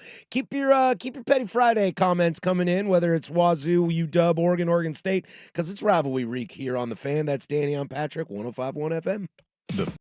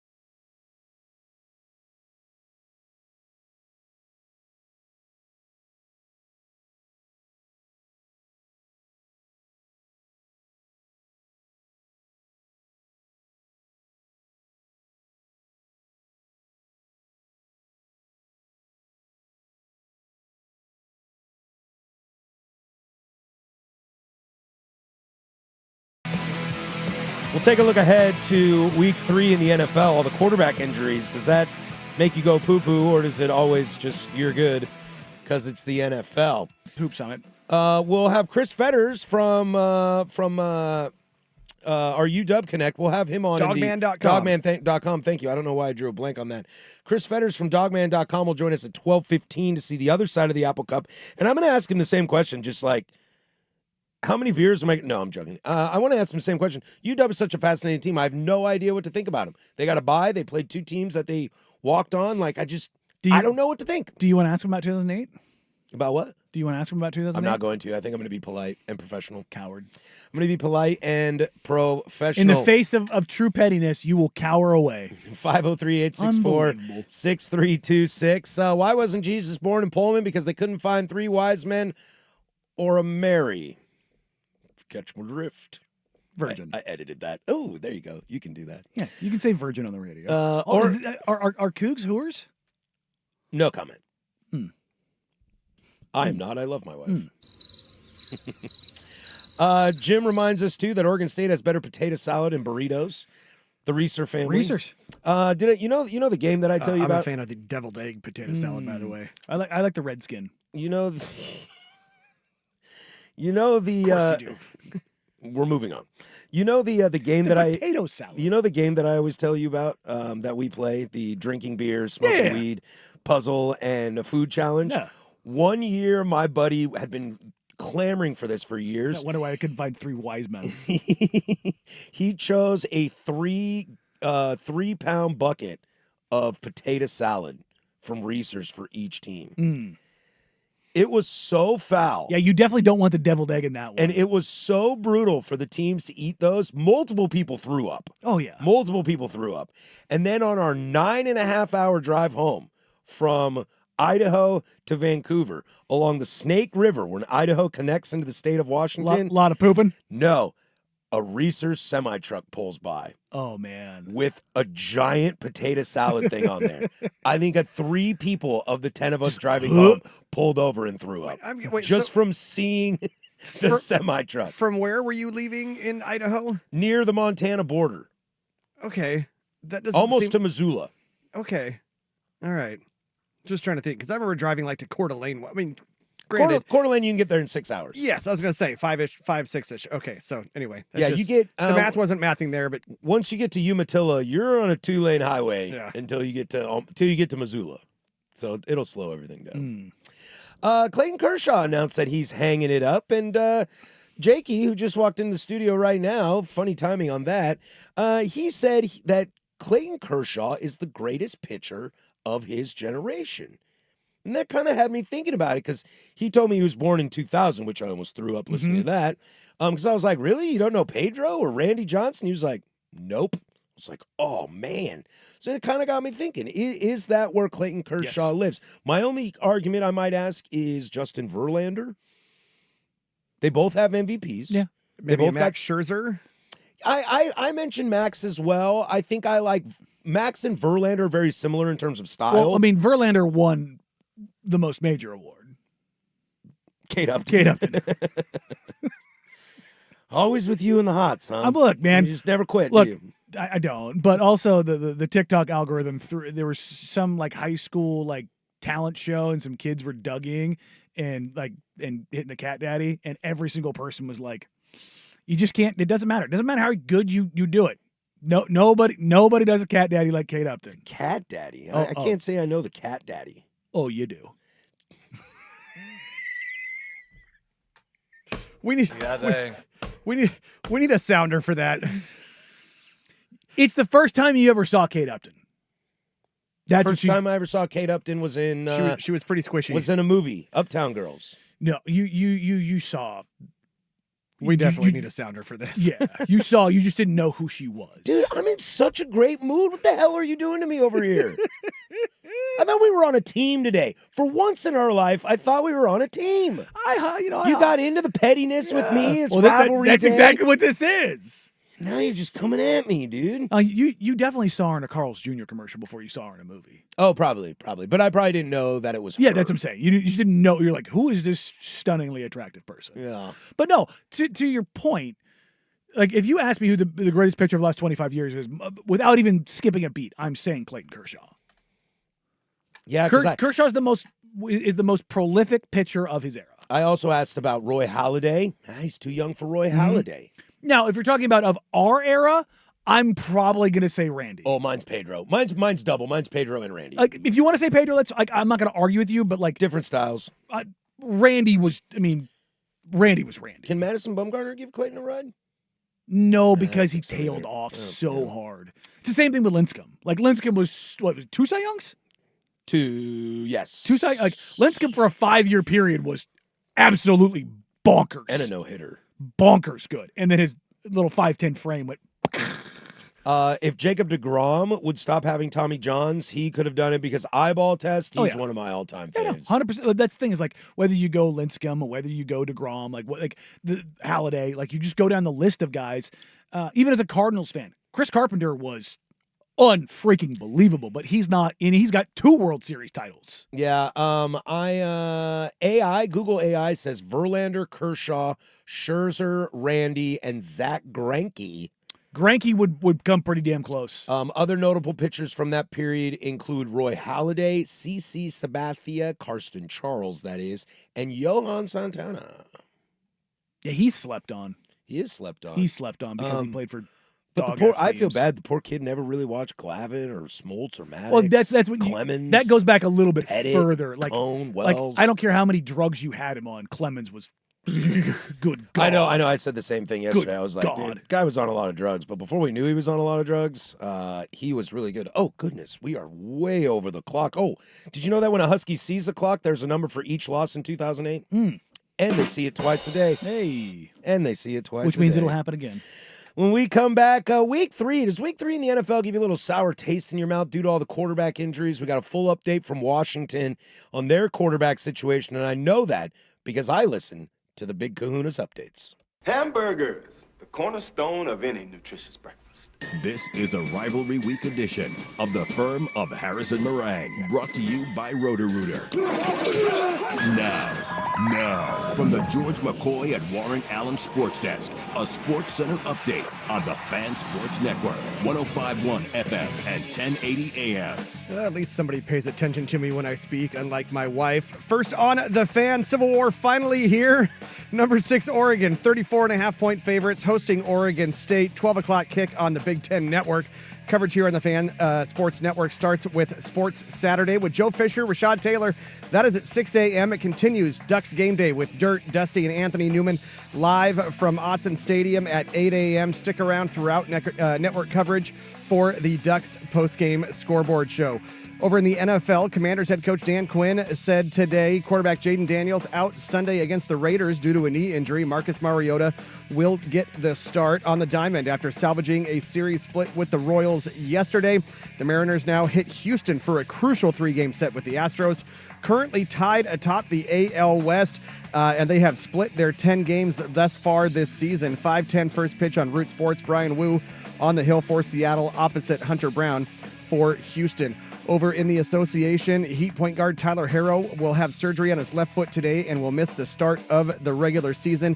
And Jonathan Kuminga's agent says the Warriors forward prepared to accept the team's $7.9 million qualifying offer. More sports scores and stories in 30 minutes. I'm Jeff Rust from the George McCoy at Warren Allen Sports Desk. Hurt and missing work, insurance companies acting like jerks. Don't call your mom. Call George McCoy at warrenallen.com. The Fan is live on YouTube and Twitch. And now Window Nation brings you on-demand videos. Watch Window Nation's Window into the Fan.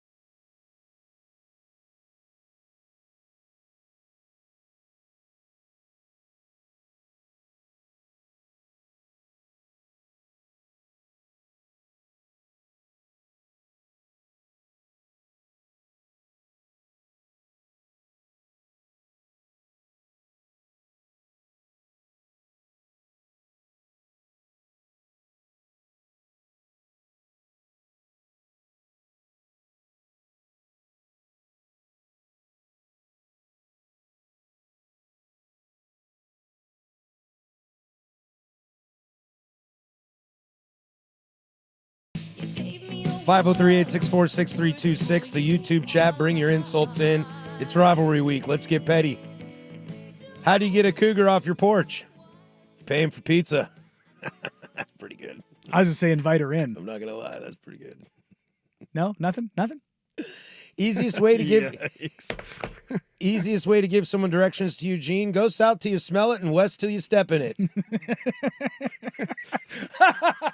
What's the difference between an OSU cheerleader and a catfish? One is ugly, has whiskers, and stanks, and the other's a catfish.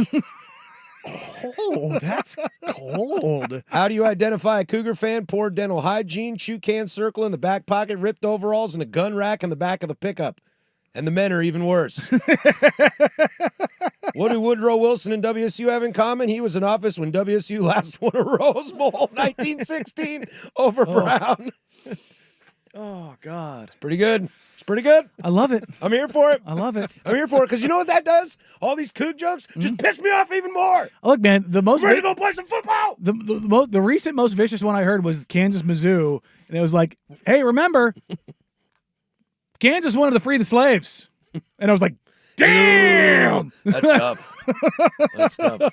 It's like, oh, That's kind of a conversation ender, isn't it? yeah, it's like, woof, okie doke. And then the classic that you can use for any rivalry. What do Cougs and Huskies have in common? They both applied at UW. I applied to UW for grad school. There you go. I did, and I had it all planned out too. I was going to, because grad school for theater, they actually didn't accept applications that year. They had to stop for a year because of budget cuts. Shocking in an arts department. And I had it all planned out because the grad students teach intro to acting. And the first day I was going to roll in Coug gear and be like, look, first rules. I don't want to hear about your football team. I don't want to hear about your basketball team. And if you wear purple in my class, you will be asked to change. Brian here on YouTube. How to make duck pie, put it in a big bowl and beat it real good for 3 hours. Ouch. See, we're here for it. Keep them coming in all day. We'll have Chris Fetters on from our UW crowd up on in 12:15 as well. But I want to get into the NFL Week 3 here. I'm not going to lie, not a ton of super exciting games. Monday's a banger. We'll talk about that on Monday. But even some of these games that could have been bangers, I feel are marred by quarterback issues. Cincinnati, Minnesota at the beginning of the year, that game would have excited me. Burrow, Wentz? Does that get your pants tight? No. Marcus Mariota, playing for Washington. Mariotto. Yeah. I'm not even going to trash on Marcus by any means because he's a Duck. I know it's rivalry weekend, but that doesn't get me excited. You know, even though Geno came off such a bad game, Raiders going into Washington, I'm a little intrigued. No, Jaden? Yeah, absolutely. No, Jaden, I am not interested. Well, no, I'm talking about for me. Oh, for you, you're stoked. I'm like, hey, wins win, baby. Let's go ahead and I know I'm counting a lot of chickens before they hatch here. But yeah, I mean, do I want to beat the Commanders at full strength? Sure, but I'll take a team limping in. I do think that, Arizona, San Francisco could be a Broncos, good game. Chargers. Well, yeah. That's a game that matters, and if the Chargers go out there and beat that ass, which I think is very much on the table. I think it's very much on the table, too. Because Bose looked horrid. Bose looked bad. There's not a lot of redemptive stuff. Bose looked bad, but Bose started 0-2 looking bad last year, too. Yeah, and so keep that in mind. But you've also looked bad against who? Yeah. That's what's troublesome. To where the Chargers have looked good against who? Yeah, good teams. Yeah. So the Raiders are wait to see, but what they showed in week 1, they're a viable team. I think if Geno doesn't dribble down his leg a couple times, that's they don't win. It's a closer game. So I agree. I mean, the NFL will always reign supreme. Fortunately, the national TV Monday night, and we'll get to that. I'll come Monday. Baltimore, Detroit is mwah. And fortunately, the national game in the morning for me is Philly, LA. I'll give you my login. Rams. I don't know. I kind of like playing this route. Stay in this bit of not watching good games. Come on. Yeah, this might be the week I break down. Yeah. You made it how many weeks? Yeah. You made it 3 weeks? 3 weeks. I was like, I'm going to hold out. I am not watching the Cardinals again. Yeah. Dude, that's what I'd get. I know. But Cardinals-Niners would have excited me if Brock Purdy was playing. It wouldn't have. More so than Donald Jones. Yeah, come on, don't lie to me. You're so anti-Kyler, you'd be like, I don't care if Brock's playing. Dude, you've made me anti-Kyler. I was like really indifferent about Kyler, and this is what you do to people, Danny. I hope you understand that. I make you take a position. No, you make us be hatred. No. I make you take a position. 10 toes down? Yes. 10 toes down, huh? 10 toes down. Thank God my afternoon game is New Orleans, Seattle, because my other option would have been Dallas, Chicago. I'd rather watch that. I think I would. I'd rather watch that. Dude, I'm going to break. New Orleans, Seattle, that matchup, that's the worst matchup. What's your of the login week. through? Is it through YouTube TV? Yeah. Oh, see, that's not going to help me Why not? because I have my own YouTube TV. Sign out and sign in. I don't like doing that. I'm afraid I won't be able to sign back in again. You have, you just click the little plus sign. The you little add extra another profile? Yeah. Oh, speaking of, But then not- I have to see you in my free time when I'm at home. Yeah, you're right, because my icon is me. Is it your face? It's an old headshot. God. quick little squirrel moment here. I'm Reminds trying me to of get a- away Living from you. rent free. Trying to Speaking get of away not from being you. able to remember a login, Kevin Durant apparently has about a decade-old Coinbase account that he Coinbase? Coinbase, cryptocurrency. Okay. Yeah. That has made him millions upon millions of dollars. The only problem is Doesn't he know can't the password. access it because he doesn't know the password. Who is There's this? not a reset. Kevin Durant. There's Oh, not a God. reset password? No. He and his agent were like at some conference, and they're like, "Yeah, we've been trying to figure this out for like 4 years, and we can't figure out how to get in." That's not good. Somebody else, the same thing happened to somebody else, and it had a thing where if it had more than 25 failed attempts, it deleted the drive. Ooh. And I think last I checked on it, last I remember hearing about it, it was at like 22. Yikes! Is there a certain time frame for that? No, it's just or is it's it just number of 25 it's attempts in 25 perpetuity? entries, yeah. Yeesh.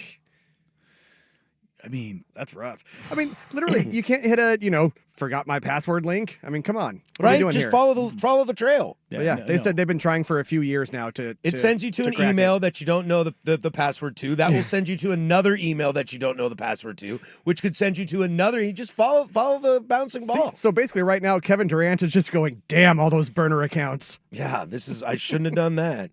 I shouldn't have done that. Man, I'm hungry. I just hit that. It's like almost noon.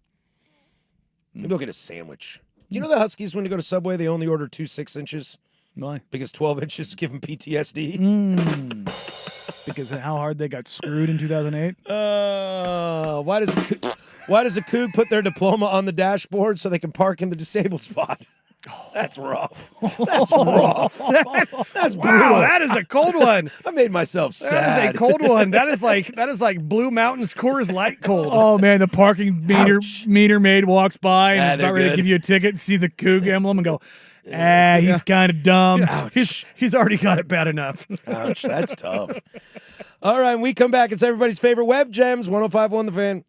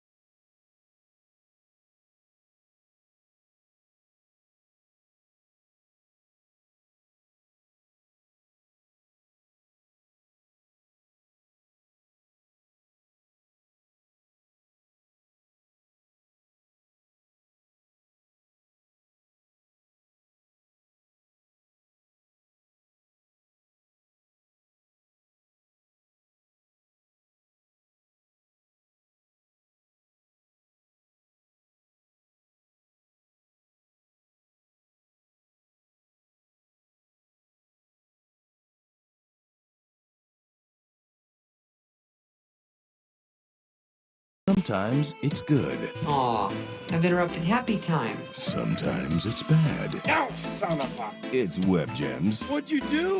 the firm of Harris and Meringue on the Fan Sports Network, 105.1 and 1080 The Fan. All right, this is Web Gems. We do it every single day at 11:45. Coming up in the 12 o'clock hour, we'll dive into some more rivalry chatter. Chris Fetters, dogman.com. He'll join us at 12:15. Talk the Apple Cup. We'll talk a little culture, and then we'll send you on your way today. Danny, you gonna never mind. I was gonna ask you something and I totally forgot. No, well, thanks. Yeah, we'll just Thanks go for ahead that. and skip that. Appreciate 503-864-6326. Keep your petty comments coming in because we're having a lot of fun with this today. This one on the text line. The O on the Ducks helmet is actually a 0 representing the amount of national championships they've won. Heyo! What's the first thing a Coug says to you? Welcome to McDonald's, man. Take your Hey. order. That's a brutal one. That's rough. That's rough. Hey, McDonald's is a good job, I believe. They pay pretty well. I believe they pay very well. They pay pretty well. And like you can be a manager real quickly, and they'll fast track you. I think they take care of you. Here's- Like help you pay for college. I think, and stuff yeah, I was like going to say, I that. think they have like college programs. Yeah. I wouldn't trash the McDonald's job. I think I'll give also them a say shout. this. If you work at McDonald's and you're listening to the show, honk your horn, baby. I'm on your team. Yeah, and it's not the same as it used to be in terms of those fast food jobs. They pay well and they try to take care of you and move you on to something else. I'll also say, if you have the money and buying a McDonald's, franchising, have you ever seen a McDonald's go out of business? No. Yeah. Yeah, Pretty safe. It closed down. Pretty safe. No, Yeah, I don't know. Like Is there a safer investment in this country than a McDonald's? McDonald's burned down and they just build it back. Yeah. Right? Build back better. Yeah. It's like I legitimately can't. Can you think of a better investment, like safety wise, than a McDonald's? I know I'm not talking about it like if you have like billions of dollars. I'm just talking like if you have like a decent amount of money and you're like looking to it. Like I have had this discussion. Like, what would I invest in? Of like if I could own stuff. This is like super. In-N-Out is highest on my list, but like McDonald's would be right there. Same wavelength. Maybe a Starbucks. Yeah. I don't see many of those go out of business. Yeah. Are those franchised? I don't think so. I think they're I didn't know McDonald's was franchised. Well, like the Yeah. Dutch Bros, though, I believe that you have to start out there as an As employee employee, and yep. work your way up, and then buy a spot. They You give- you can't just swoop in and be like, I want to open a Dutch Brothers. if I owned a Dutch Brothers, I'd just open it up right next to Schultz's house. Oh yeah, there you go. You'd kill him. Nah, I'd give him discounts. Yeah. Well, no, you'd you give kill them him. diabetes. Yeah. Diabetes. Schulte's being driven in because he's got no feet. I'll tell you what. Hop a ride with Prime. I'll tell you what. If I gave him Beatus, I would. I'd push the too soon? wheelchair. Too soon. Hey, you know what? Speaking of Prime, is it kind of interesting that Prime's real quiet right now? We have heard absolutely nothing. Like I keep getting headline Well, he notifications. doesn't have any of his kids on his team anymore. About who the starting quarterback's going to be at Colorado. And I'm like, who cares? Who cares who the starting quarterback's going to be at Colorado? It's like ESPN's forcing this story down my throat. What the hell do I for care? very obvious What the hell do reasons. I care who's starting at Colorado? But also, aren't they 2-1? No, they're 1-2. I'm sorry, they lost that game. I mean, who are they playing this week? I have no idea. Wyoming. I bet you they lose. What's the spread on that game? Good question. Let's take a look. Colorado by 12.5. Whoopsies. Yeah. Yeah. Oh, it's the ESPN. It's Pac-12 after dark. Well, and they're playing Wyoming. I mean, come on. Home with Josh Allen. Well, yes, but That- still. But that's it. Boy, Wyoming, Colorado, Cal, San Diego State. I think Cal going to put a hard beating on San Diego State. That was the one thing I had to disagree with Alex Brink. If you missed any of that, we had him on at 10:30. Chatting a little rivalry. He was like, San Diego State's a good football team. I was like, no, they aren't. Absolutely not. Like, I'm all here for my team winning a game and beating down, making it look good at the same time. They are not. Can I interest you in Arizona State Baylor? Yeah, you can interest me in that because Baylor's favored. Because I need to see if Dillingham gets this program back on track. Over under in that game, 59.5. Take the over. I will root against Baylor in every sporting event that they ever have in perpetuity. Just because of the whole situation down there. Situations. Well, yeah, Situations. two dudes, Yeah. Art Briles and Dave Bliss. It sucks because I love Scott Drew, the basketball Oh, coach yeah. there. Oh, And- he's so good. And not only that, their look The green and the black and the It gold. looks It's just, great. it looks good. Like the basketball court looks good. The jerseys look good. The I hope- stadium looks good. Like I hope VJ pops just so I can watch Baylor highlights. Oh God, yeah. And they've got one this year in Tunde Isufu, who was here at Hoop Summit, who's a monster. But also the most terrifying picture, maybe in not even just college football history, but football history. Sean Oakman before the coin toss. I don't know that. That's the 6'5" defensive end with the mid-drift jersey who has like the 18 pack and the 12 bar gauge mask. At 6'5"? Oh, you've never seen Oakman? I'm asking you. I didn't say you have. I asked. No, I have not. See? Got him. Well, no, you're learning is what it is. You are learning to ask and not assume. That's what it is. I'm going to pull up a picture. It is one of the most terrifying pictures of all time. Here you go. This does well on radio. Look at this dude. I can't see it. I'm going to have to look during the break. I mean, My eyes suck. he's got like stomach tats too. He's just a massive humanity. It's Derrick Henry over the top of Mark Ingram. Do you remember that from Alabama when they come out for the coin toss and Mark Ingram looks like it's like the picture of you and me, and Derrick Henry's looks like a foot and a half taller. That's what Oakman looks like, but more terrifying. Can I interest you in Michigan State, USC? Not me. It will be the first game this season that I pay attention to for more than a quarter, probably. Fresno State, Hawaii? No. I'm interested. No. Well, I would be interested if I was in the state of Washington. I'm interested because I am going to be probably loaded late at night and watch some live football. Hopefully I can finish my Coug game by then. I have to record. That's the worst part about talking so much S today is I don't even get to watch it live. I'm 100% going to sabotage you. No, you won't be able to. Watch me. You won't be able to, and I'll tell you why when we come back. But first, TB12, Tom Brady, that good-looking SOB, he's got almost as many Super Bowl appearances as the Huskies have losses in 2008. Loaded third hour. Don't go anywhere. Hang out. We're having fun. 105.1 The Fan.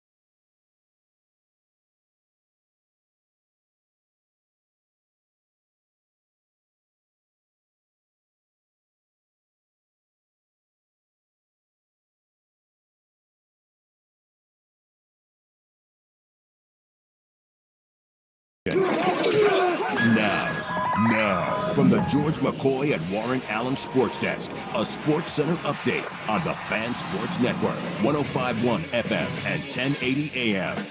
Jeff Rust with your Sports Center update. First on the Fan, the Civil War is finally here. Number 6 Oregon, 34.5-point favorites hosting Oregon State. That is a noon kick tomorrow on the Big Ten Network. Coverage right here on the Fan Sports Network starts with Sports Saturday with Joe Fisher, Rashad Taylor. That's at 6 a.m. It continues Ducks Game Day with Dirt, Dusty, and Anthony Newman live from Autzen Stadium at 8 o'clock. Stick around through network coverage for the Ducks postgame scoreboard show with more Joe Fish and Schultze. Commanders head coach Dan Quinn announcing today quarterback Jaden Daniels out Sunday against the Raiders due to a knee injury. Marcus Mariota will get the start. Over in Major League Baseball, the Mariners salvaging a series split with the Royals yesterday. Now they hit Houston for a crucial 3-game set with the Astros. Those two teams currently tied atop the AL West, and they have split their 10 games thus far this season. 5:10 first pitch on Root Sports. Brian Wu on the bump for Seattle, opposite Hunter Brown for Houston. Over in the association, Heat point guard Tyler Harrow, he's going to have surgery on his left foot today and will miss the start of the regular season. Meanwhile, Jonathan Kuminga's agent says the Warriors forward is prepared to accept the team's $7.9 million qualifying offer. More sports scores and stories in 30 minutes. I'm Jeff Rust from the George McCoy at Warren Allen Sports Desk. Hurt and missing work, insurance companies acting like jerks. Don't call your mom. Call George McCoy at warrenallen.com. The home of dirt and spray. Weekday mornings 6 to 10 a.m. The Fan Sports Network, 105.1 FM and 1080 AM. It's about to get unruly. Order in the court. It's rivalry week. Ducks. Beavers.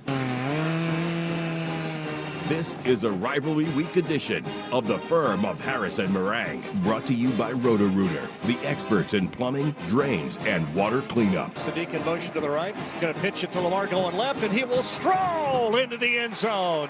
Touchdown, Oregon. Keeping the peace from 10 to 1 on the Fan Sports Network, 105.1 FM, 1080 AM, and the Odyssey app. 2 down, 1 to go here. Final hour. Send you on your way. After us is Ducks Insider from 1 to 2. Then the Fan Happy Hour with Luke Anderson from 2 to 3. And then Prime Time, 3 to 7 to take you all the way home. Finishing up 13 hours of continuous live and local regional sports talk radio. How many hours? 13. Oh, That's one more than you need. One more than the amount of losses the Huskies had in 2008. You and Joe were just talking about golfing. Yeah. Yeah. Do you have a favorite hole at Augusta? I don't know. Somewhere between 11 and 13. Mine's clearly at an Amen Corner. Something about the 12th hole and watching Huskies hit it in the water. Send some prayers up at Amen. On a real note, I'd like to rename that hole. I don't know. I know the bridge has got, there's a bunch of landmarks around Augusta that have names. You want to call it Ted Bundy? No, I want to call that. I'm going to be serious here for a moment. I think that's Tiger Hole. I think that's like a Woods Hole or something like that, because Eldrick's River, or rename some stuff, because that year that he beat Tony Finau, and Maldani, right? So those are the three that year. He owned that hole and showed them why he was going to win the Masters, and they weren't. So don't look at me like that. No, Rust, I'm going to need that one. He really owned that hole. Chris Fetters is next here at 12:15. We'll have him on from dogman.com to finish up our Apple Cup conversation. But let's walk into this Oregon State game. As you know, everybody's talked about it at length over the week. For what's going on the field, is this the most talked about Civil War we've seen in a long time? Like, think about it. Bro, this is, and I rarely use the phrase bro. Bro. This is day 5 of us talking about this. And not because it's, branded, and not because we've got sponsors, or not because of anything like that. This feels like one of the more topical, existential conversations we've had about a Civil War in a long time. For a litany of reasons, but it's also... None of it on the field. No, and that's... Like... It genuinely breaks my heart because we're having this fun talking about rivalries and all this stuff and the pettiness and having all this fun and being goofy, and people are sending in stuff on the text line that we can't read on the radio. Don't worry, we're laughing. Yeah, keep them coming. Keep them coming. And it's working because Joe Fisher came in here with, be more original than the O's, the number of titles on the helmet. Win one, dork. You got the office fired up over here too, guys. Win one. Then maybe you can start actually counting up more than 1 or 2 or 3 or 4 or 5 or 6 or 7. I don't know. That's just a number I wanted to stop at for no particular reason. No particular reason. But yeah, no, it sucks because it's just such a, like, Eeyore is looking over at you like, would you guys perk up a bit? Like, come on. Yeah. You're dragging me down. Yeah, I want to think about the fact that, I would contemplate selling one of my children to get done with this show and go sit at the Coug right now and have a beer. Pull my mug, 2702, and fill that bad boy up with like $2.50 Busch Light and just sit there and get ready for the game this weekend. Yeah, and we'll ask Fetters about this too next, about the UW WSU, because look, I've heard it from that side too. I've heard a lot of WSU fans that feel the same way as a lot of the vocal OSU fans have on this station about just shut her down. Whether it's the program, the Johnny rivalry. Ludes is out here talking about just put the money in basketball. Come on, brother. Come on now. You're not going to be that good at basketball either. Yeah, I'm curious. I'm curious. What do you think the storylines will be coming into next week out of this? You think we just let's see what the game is? Yeah, let's say the games go the way we expect them to. Because go. if this is the OG Predator and you're getting strung up in the jungle and your spine's getting ripped out. The story coming out of this is, hey, Trent Bray, see you later, dog. Yeah. For Washington State, you mean you're a Coug. How? This doesn't have the capacity to get that bad. Do you think? It does. It was 59-10 last week in West Texas. Does that? I North understand. Texas, I understand that. Do you think that game was more of a oh crap situation, or it was a one-off? I think that game is a one-off in the extent of I think North Texas is a lot better than we think, and you can't have 5 turnovers. Yeah. Go ask DJ Lagway. You can't have 5 turnovers, and he was lucky to have 5 turnovers and only lose that game by 7 points or 10 points. Whereas if Wazoo gets blown out this weekend, if it's 40-17, I'm not devastated. If it's 70-0. I'm freaking out. See, that's the thing is 40-17 is that's just covering. Yeah, that's just kind of a whooping. You know what I mean? Like that. But I mean, like I don't live in a world. But I don't live in a world where it could be 40-0 at halftime. But it's I'm saying, like, there's a real possibility that Oregon is up, 42-48 nothing, 49 nothing at halftime. I want to see him shock the world. Oh, look, I would love nothing more. Well. We have different motives than each other. The Beavs going out there and beating Oregon. I want it for content. You want it for bragging. Well, not just that. We're talking. Are you kidding me? Oh, Andy Dirt Johnson would hate to see me coming Monday morning. Oh my God! I love this text. Duck lose as 35-point favorites. Lanning fired. Yeah, send him on his way. Can't cut it here. What? I'm starting to think like. No, we're not going there. If again, it's not happening. No. But if Oregon State somehow pulled off the unthinkable and beat Oregon, how much of an S show would that be?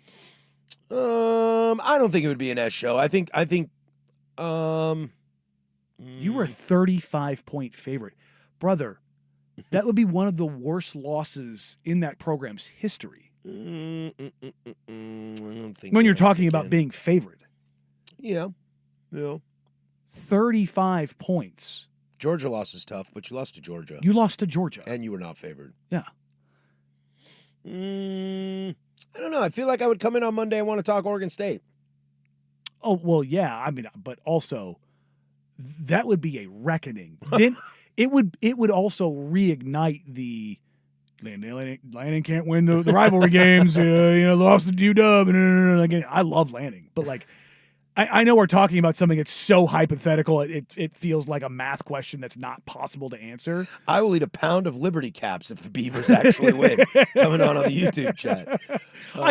I think there's because nothing's a 0% chance, but the closest to 0% chance of that actually happening. But we've seen crazier things happen in college football. We have seen crazier things happen. I mean, the question would be on Oregon 100% because the coaching staffs are not anywhere near each other. Quarterbacks are probably the closest similarity they have of anything. Honestly, if you look at everything, I'm talking coaching, facilities, cities, national reputation, conferences, D-line, O-line, receiving core, quarterbacks where you're the closest. Yeah. I don't think Malik Murphy is Dante Moore, but I think he's closer to Dante Moore than Oregon State's offensive line is to Oregon's offensive line. Every other unit, 100%. I'm going a step further. Again, I don't know why I'm talking about this. Maybe because I'm trying to manifest it. Probably. Yeah. If Oregon did lose to Oregon State, one of LaPoy or Stein would get fired. It would not be Will Stein. Which is kind of where I was going to go with this. It would not be Will Stein. Like that, if you did that, it almost screams that you would have to. I don't think anybody gets fired. I hate you guys so much. I don't think anybody gets fired. A 35-point favorite? I don't think anybody Somebody's gets fired. head's got to roll. I don't think anybody gets fired because Penn State becomes a lot more interesting. Oh, buddy. A lot more the interesting. line on that game would be like, I don't know, Penn State by 20. You know? It would shift really, really difficult. Really, really hard. It wouldn't go that far, but you know what I mean. Like, I actually don't want to see it happen because as much as I don't like that, it's not even I don't like the program. I mostly just don't like their fans. I'm going for a competitive half. In both games. For both games? That's what I want. Don't go into the half like just a beaten dog. Yeah, I have to record the Coug game, the Apple Cup, so I want to keep watching after halftime. Okay. I'll give you that. I think you should. I think the Coug game has a significantly stronger chance of being a competitive game. At least for a half. We'll ask Chris Fetters that next. He joins us from dogman.com. This is the Fan Sports Network, 105.1 The Fan.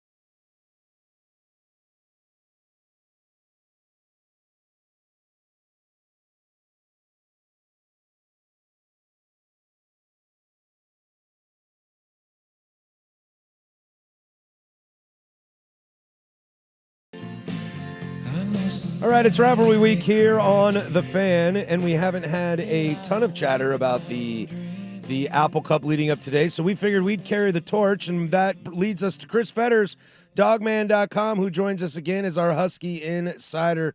We're happy to have you, Chris. And we had Alex Brink on in the first hour of the show, and I asked him this question, and I'm curious the perspective from you and Husky Nation as well, whether it's fans, the administration, how do they feel about this rivalry going forward? Because in our land, Oregon State feels like the sky is falling and their fans are turning on this rivalry. Where does it sit up north in the Husky land? Yeah, I think I just feel like a lot of Washington fans are of the opinion that the rivalry really doesn't exist anymore. I mean, now that you've got the teams in totally different conferences, the game has to be a non-conference game. So that means every other year you're giving up an opportunity to play the possibility of a premier non-conference opponent, maybe like an SEC opponent or a Big 12 opponent or an ACC opponent, and you're basically seeding that so that you can go play your in-state rivalry. To me, at this point, it's rivalry and geography only. It's starting to feel more and more, guys, like this is going to end up like the Colorado State rivalry, where for the longest time that I can remember, they played it in Denver in the Broncos Stadium, Mile High. You know, they played it at a neutral site. It was an early season game. It was like, okay, we're in the same state together. People expect us to play each other, so we're going to go do it. And I asked Jedd Fisch for his personal opinion on it, whether he'd like to see the rivalry continue. And he basically says, I don't know any coach in the country that wouldn't want to play their in-state rivalry every year if it makes sense. And that's the problem, though. Does it make sense? And right now, I think both programs are really struggling with whether or not it makes sense, and especially on Washington's end. I'll take a look at the actual game itself. Washington hasn't played anybody. Colorado State and UC Davis are not exactly measuring sticks that you want to have. So you're looking at this Washington State game as like, okay, let's have a little bit of a measuring stick. Oregon has kind of the same situation, taking on Oregon State and going, can you give us something ahead of taking on a top 5 Big Ten team next week? And for UW, it's Ohio State. For Oregon, it's Penn State. So for Washington, how do they look at this game? How do they prepare for it? What are the kind of the earmarks that you're looking for them, not only to come out from a win, but to kind of set themselves up for a massive game against the Buckeyes next week? Well, I think the biggest thing is that this was a real shock to the system for Jedd Fisch in his first year last year, losing the Apple Cup, because first of all, they were all trying to just get familiar with the game in general, what it meant to everybody in the state, you know, the dividing lines, east-west, the whole bit. And for them to lose that game on Washington's very, very last play of their, you know, basically their last offensive possession of the game on a crazy kind of short side option to Will Rogers, a guy that normally doesn't run, it was tough for them to take. And I asked Jedd Fisch about this yesterday, specifically because this last year, he brought in a number of different former players like Lawyer Malloy, Michael Jackson, some of these guys that had won Rose Bowls and won big games like the Whammy in Miami, and to just try to get these guys fired up, because there was so much roster turnover last year in terms of Washington. And basically I asked him, who'd you bring in this week? You know, who were some of the guys that you leaned on to try to get these guys going? He goes, we didn't have to lean on anybody. He goes, our motivation in this game is clear. They took the trophy from us. We know how it felt in that locker room after that loss in Lumen Field last year. We got all the motivation that we need in this game. So you can throw the records out. You can throw everything else out. I mean, I'm looking at the Apple Cup record and the history of this series, guys. Washington State has never beaten Washington more than 2 times in a row, ever. Washington's done it 3 times or more in a row, 10 different times. Like I said, this has become a rivalry in geography only. But if Washington needed any extra motivation or any extra incentive in this game, they got it last year, and they got a big steaming pile of it, and they don't want to feel that way again. Chris Fetters, Dogman.com, is our guest today. He's our Husky guy, and we're here for Rivalry Week. I'm going to ask you kind of a broad question, Chris. Kind of twofold here. How good is this team? And what is this team's identity? Usually Jedd Fisch year 2 is when things really start to pop. But as Danny was saying, it's hard to kind of tell from the first 2 games and then now a bye. What do you think the identity of this team is, and what is their strongest strength? Well, I think offensively their identity was probably focused around their three-headed offensive monster in terms of the quarterback, Damon Williams, the running back, Jonah Coleman, and the receiver, Denzel Boston. Those were the 3 kind of noted names going into the season that everyone knew about, even nationally. Those were, people, when people talk about, from an offensive skill set, who are the triple threats out there that a team can possess? Well, Washington, I think, in my opinion, has one of the best triple threats in the country when you talk about Williams and Coleman and Boston. Those guys are proven, they're productive, and even though Damon Williams is just kind of scratching the surface of his potential, he still played in a number of games and started games. I mean, his first start ever was last year at Oregon when Oregon was number 1. That's straight from the frying pan into the fire. So he's seen it. He's seen it up close and personal, and so he knows what's going on right now, and his potential is limitless. So, that was one of the real talking points. But I also think the main talking point for Washington right now, going into this kind of the rest of this season, is the improvement on both lines of scrimmage. Speaking of the offensive line, you've got a lot of continuity there. You've got a couple guys that return in the center, Landon Hatchett, and the right tackle, Jerez Party.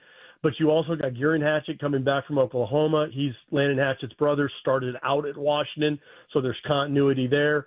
And then on the left side, they brought in a couple guys, true freshman John Mills at left guard, and Carver Willis from Kansas State at left tackle, arguably one of the best tackle prospects that was out there in the transfer portal this last spring. So, they've got some continuity there. They've got a lot bigger on both lines of scrimmage. I took a look last year to this year in terms of their official depth charts. They're about 10 pounds bigger per player across the offensive line. That was one of the real mandates from Jedd Fisch. He wanted to get them bigger, just wanted to get them looking bigger coming off the bus.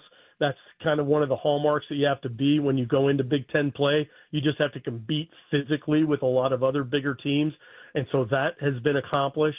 And then, just in general, I think defensively, the big kind of talking point going into the season was Ryan Walters coming in, the former Purdue head coach, who was also the architect of one of the really, really good defenses at Illinois, one of the top defenses in the country a few years back, and whether or not he could kind of go from where Steve Belichick had the defense last year and kind of push on. And that seems to have happened a little bit, but you guys are right overall. It's hard to really forge identity after just 2 games, and especially 2 games against opponents where it's hard to judge exactly where progress has really been made. But again, when you beat a team 70-10 against the UC Davis team, yes, they're an FCS team, but going into that game, they're a top 5 FCS team. These guys weren't necessarily considered the cupcake that everyone now considers them because Washington put a 60-point beatdown on them. So it's, again, hard to tell. But at least when you put 70 on a team, you've got to be feeling super, super confident going into your next game, whether that's the following week or if it's after a bye week. Kind of following off of that, what are the, I don't want to say fears, but like what are the things if you're Washington, if you're looking at Washington State going, we need to be careful of this, because it's obviously difficult with Washington State coming off the loss that they just took to look like they're striking much fear. But if you're UW, how do you look at Washington State right now and say we need to protect against X or Y to make sure last year doesn't happen? Well, yeah, first of all, it's got to start with them. I mean, they can't guard against being complacent, starting out slow, letting Washington State take the game to them. They've got the better talent. They've got they're in a better frame mind, for instance. They've got to take the game to them because they have everything going in their favor on paper. So that's the first thing.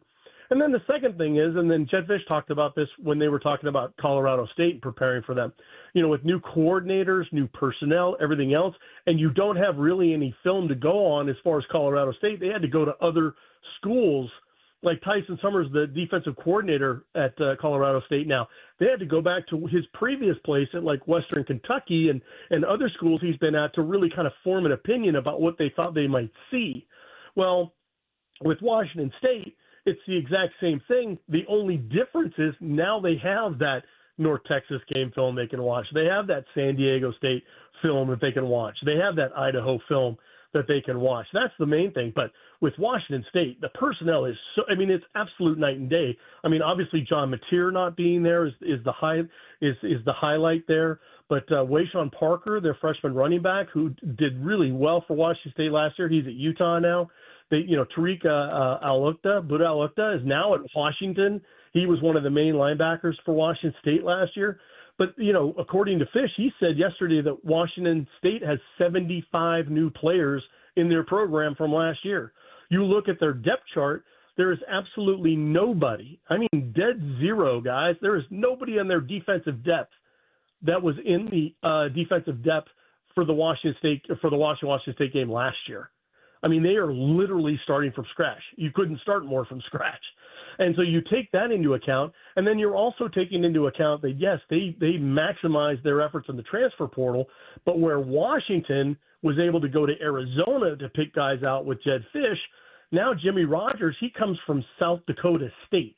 They're picking up 16 new players that came from South Dakota State, an FCS team, so that they're shopping at a whole different grocery store compared to what Washington had to do last year. So those are some of the things you really have to look at, but because the personnel is so different, you don't really have a great feel for it.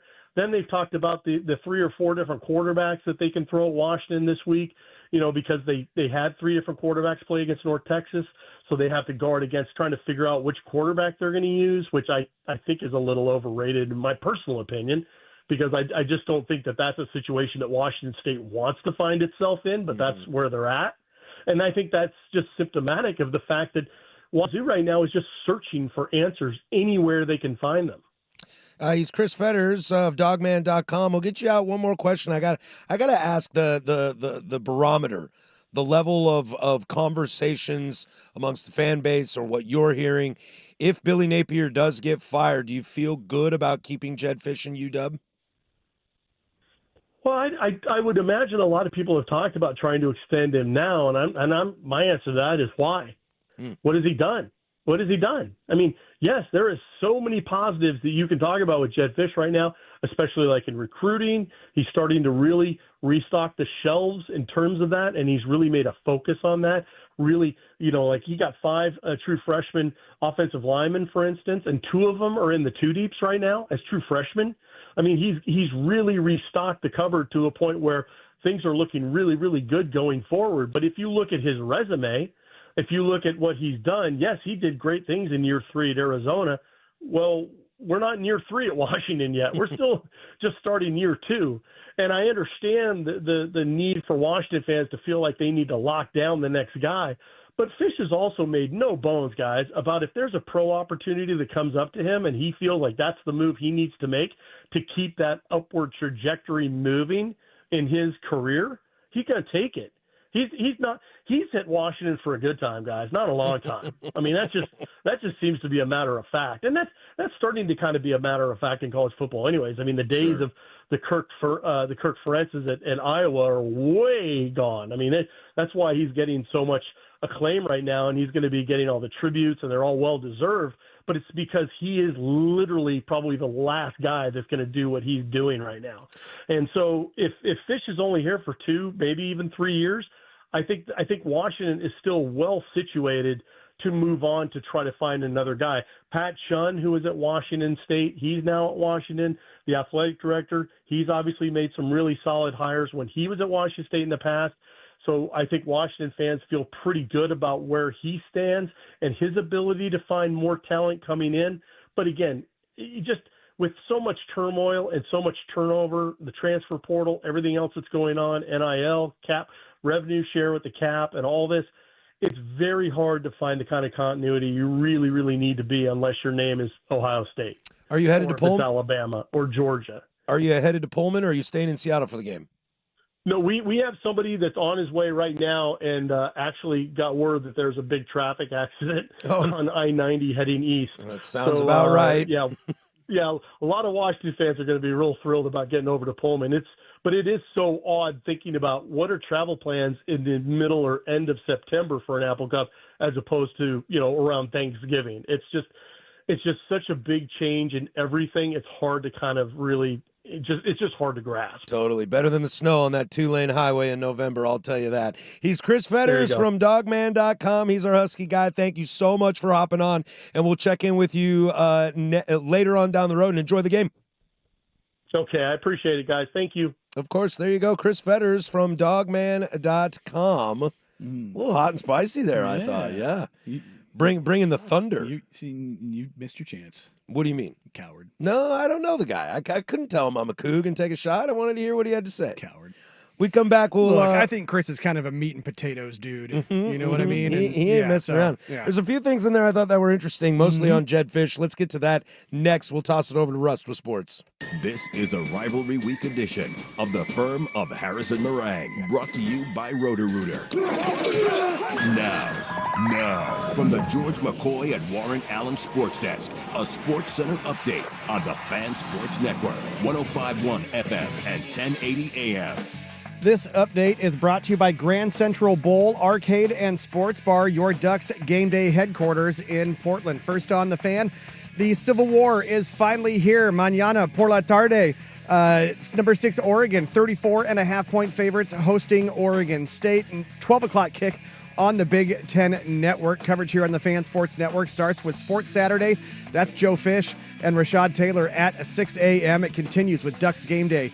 Dirt Dusty Anthony Newman live from Autzen at 8 o'clock. And then stick around throughout network coverage for the Ducks post-game scoreboard show with more Joe Fish and Schultze. Over in the NFL, Commanders head coach Dan Quinn announcing today Jaden Daniels out Sunday against the Raiders due to a knee injury. Marcus Mariota will get the start in Major League Baseball. After salvaging a series split with the Royals yesterday, the Mariners now hit Houston, a crucial 3-game set with the Astros. The two teams currently tied atop the American League West, and they have split their 10 games thus far this season. 5:10 first pitch on Root Sports. Brian Wu on the bump for Seattle. Hunter Brown for Houston. Heat point guard Tyler Harrow will have surgery on his left foot today and will miss the start of the regular season. Jonathan Kuminga's agent says the Warriors forward is prepared to accept the team's $7.9 million qualifying offer. More sports scores and stories in 30 minutes. I'm Jeff Rust from the George McCoy at Warren Allen Sports Desk. Hurt and missing work, insurance companies acting like jerks. Don't call your mom. Call George McCoy at warrenallen.com. The home of Ducks Game Day. Before and after every Ducks football game this season. The Fan Sports Network, 105.1 FM and 1080 AM.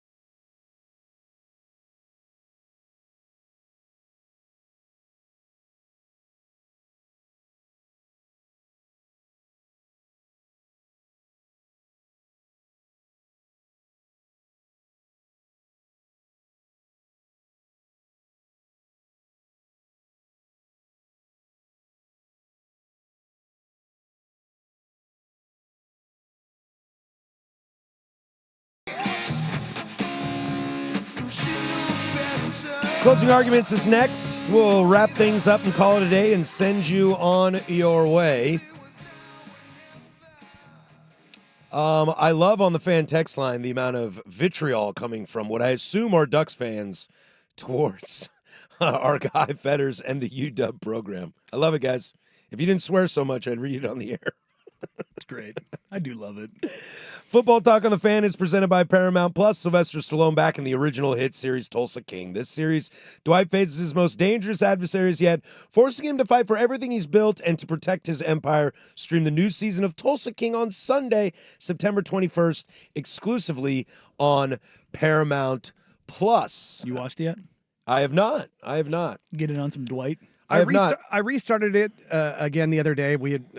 I had watched like the first episode probably, like right when it came out, and then it just fell out of the rotation. But I was like, you know what? I'm going to start watching it again. Brandman said it's pretty good. Good show. It's a solid show. Yeah, it is. Solid show. I just still can't buy Sylvester Stallone as a guy named Dwight. Yeah, I know. That and Landman, the Billy Bob Thornton Texas Oil Man one. Good show.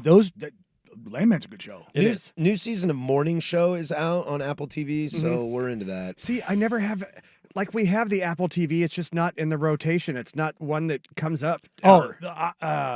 Foundation on there. I mentioned that a couple times. That show rules. I watched the first episode of The Studio, the Seth Rogen show. Yeah, that was funny. Yeah. I watched the first episode and I was like, this is pandering to rich people. I'm out of here. And then what else is on there? Severance, too. Severance was great. What's the morning show pandering to? Jennifer Aniston fans. I mean, Aniston's great in it. It's basically... It's the Today Show situation with Matt Lauer and Steve Carell's great on that. Yeah. And now it's got like Jan 6 and rich people buying media companies and stuff like that. It's pretty good. It's pretty good. Chris Fetters, we just had him on talking about the Huskies and the Apple Cup, and I'm not shocked by a lot of things that Chris Fetters had to say. You can go read his stuff at dogman.com. He has the opinion that the Apple Cup shouldn't be played because it's kind of a waste of a schedule spot for a non-conference, and I agree. I mean, that's the attitude I would look at it too. I mean, if you're Oregon, I think you look at it as well. Like, that could be the opportunity to go play somebody big. I understand that argument. I really do. I get it more from the Oregon perspective in the sense of continuity, which is kind of strange considering UW was literally in a national title game, 2 years ago? Their coach is at Alabama. Yeah, but like their UW is so much more volatile. Their highs have been the highest, but their lows are 0-12. Yeah. So it's like, I kind of get where he's coming from in that sense. Sure. But you also in this century have had an 0-12 season. Like, you know what I mean? Like, they're not the little brother tagging along to the Big Ten like UCLA, but they're not the prize. No, but they're not the bottom either. You know what I mean? Like, I think the Big 12 would have been stoked to get UW. Oh, God, yes. I think they would have been stoked. They would have gone and ruled the roost kind of a deal, and it probably wouldn't have been good for UW in the long run, but I don't know.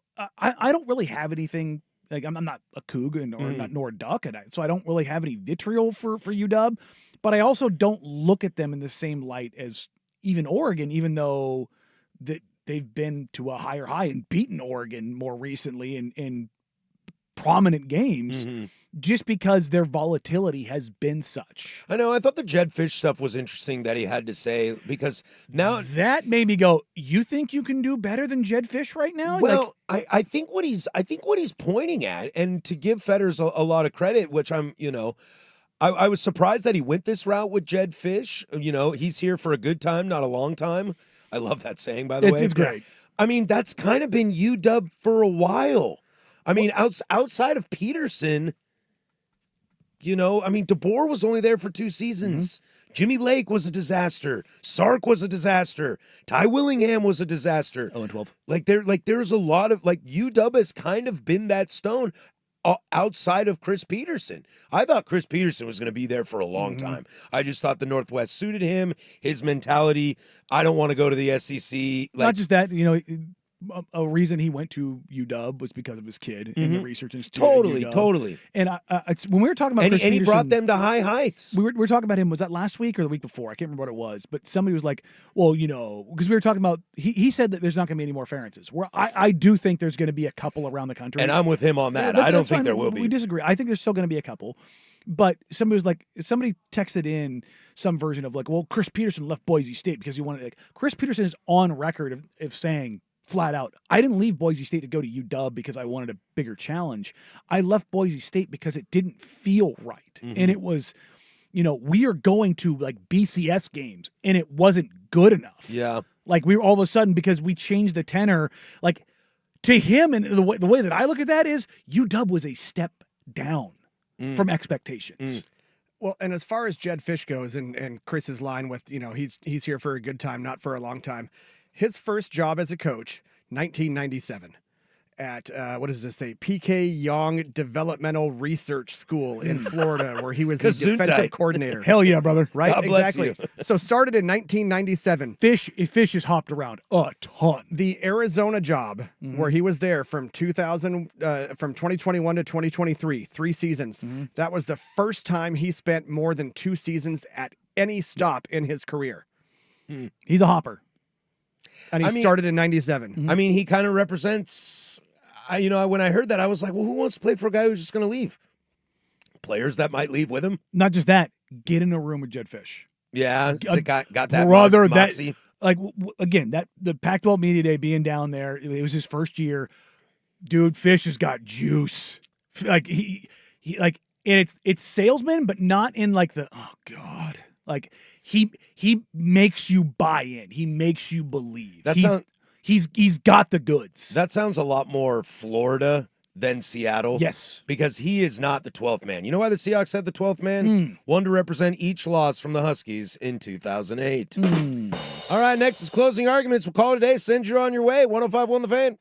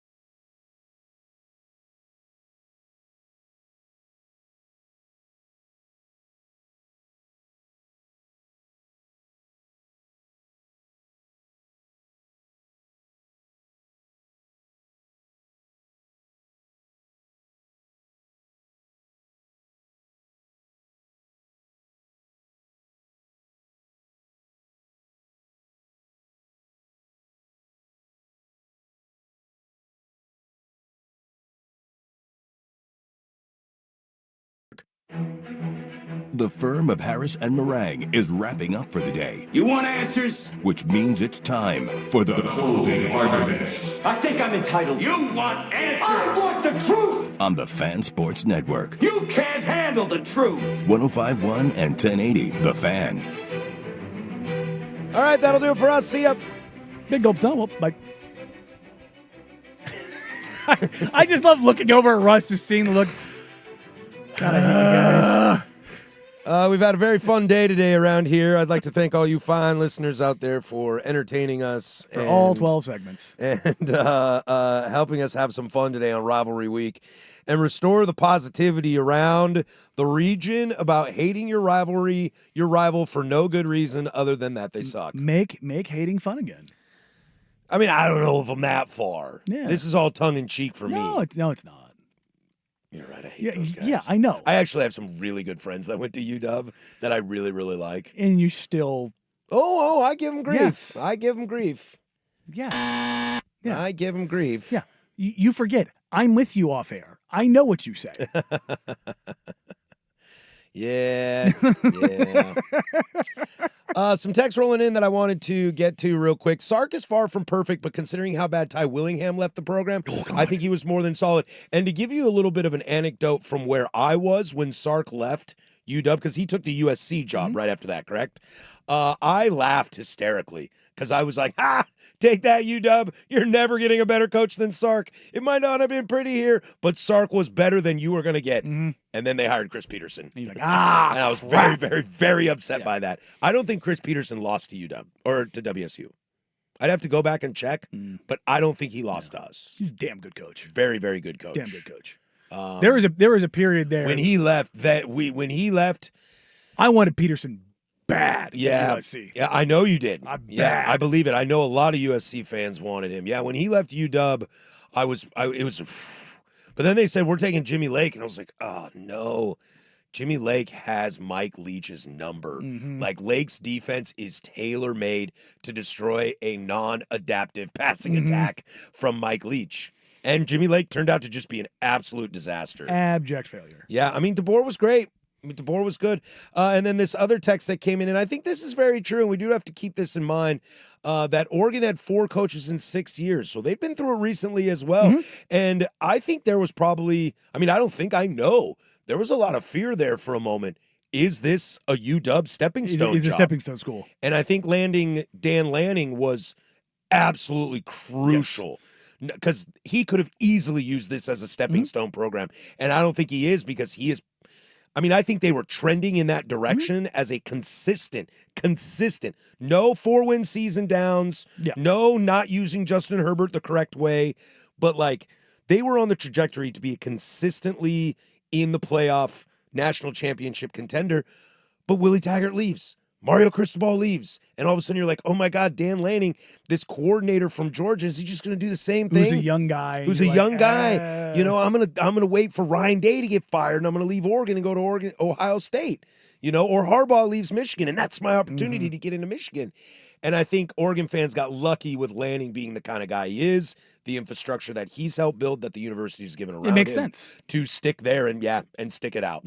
Because I think you could have been in a very, very, very scary place, because I don't know who UW goes and gets if Jedd Fisch walks. It's going to be interesting.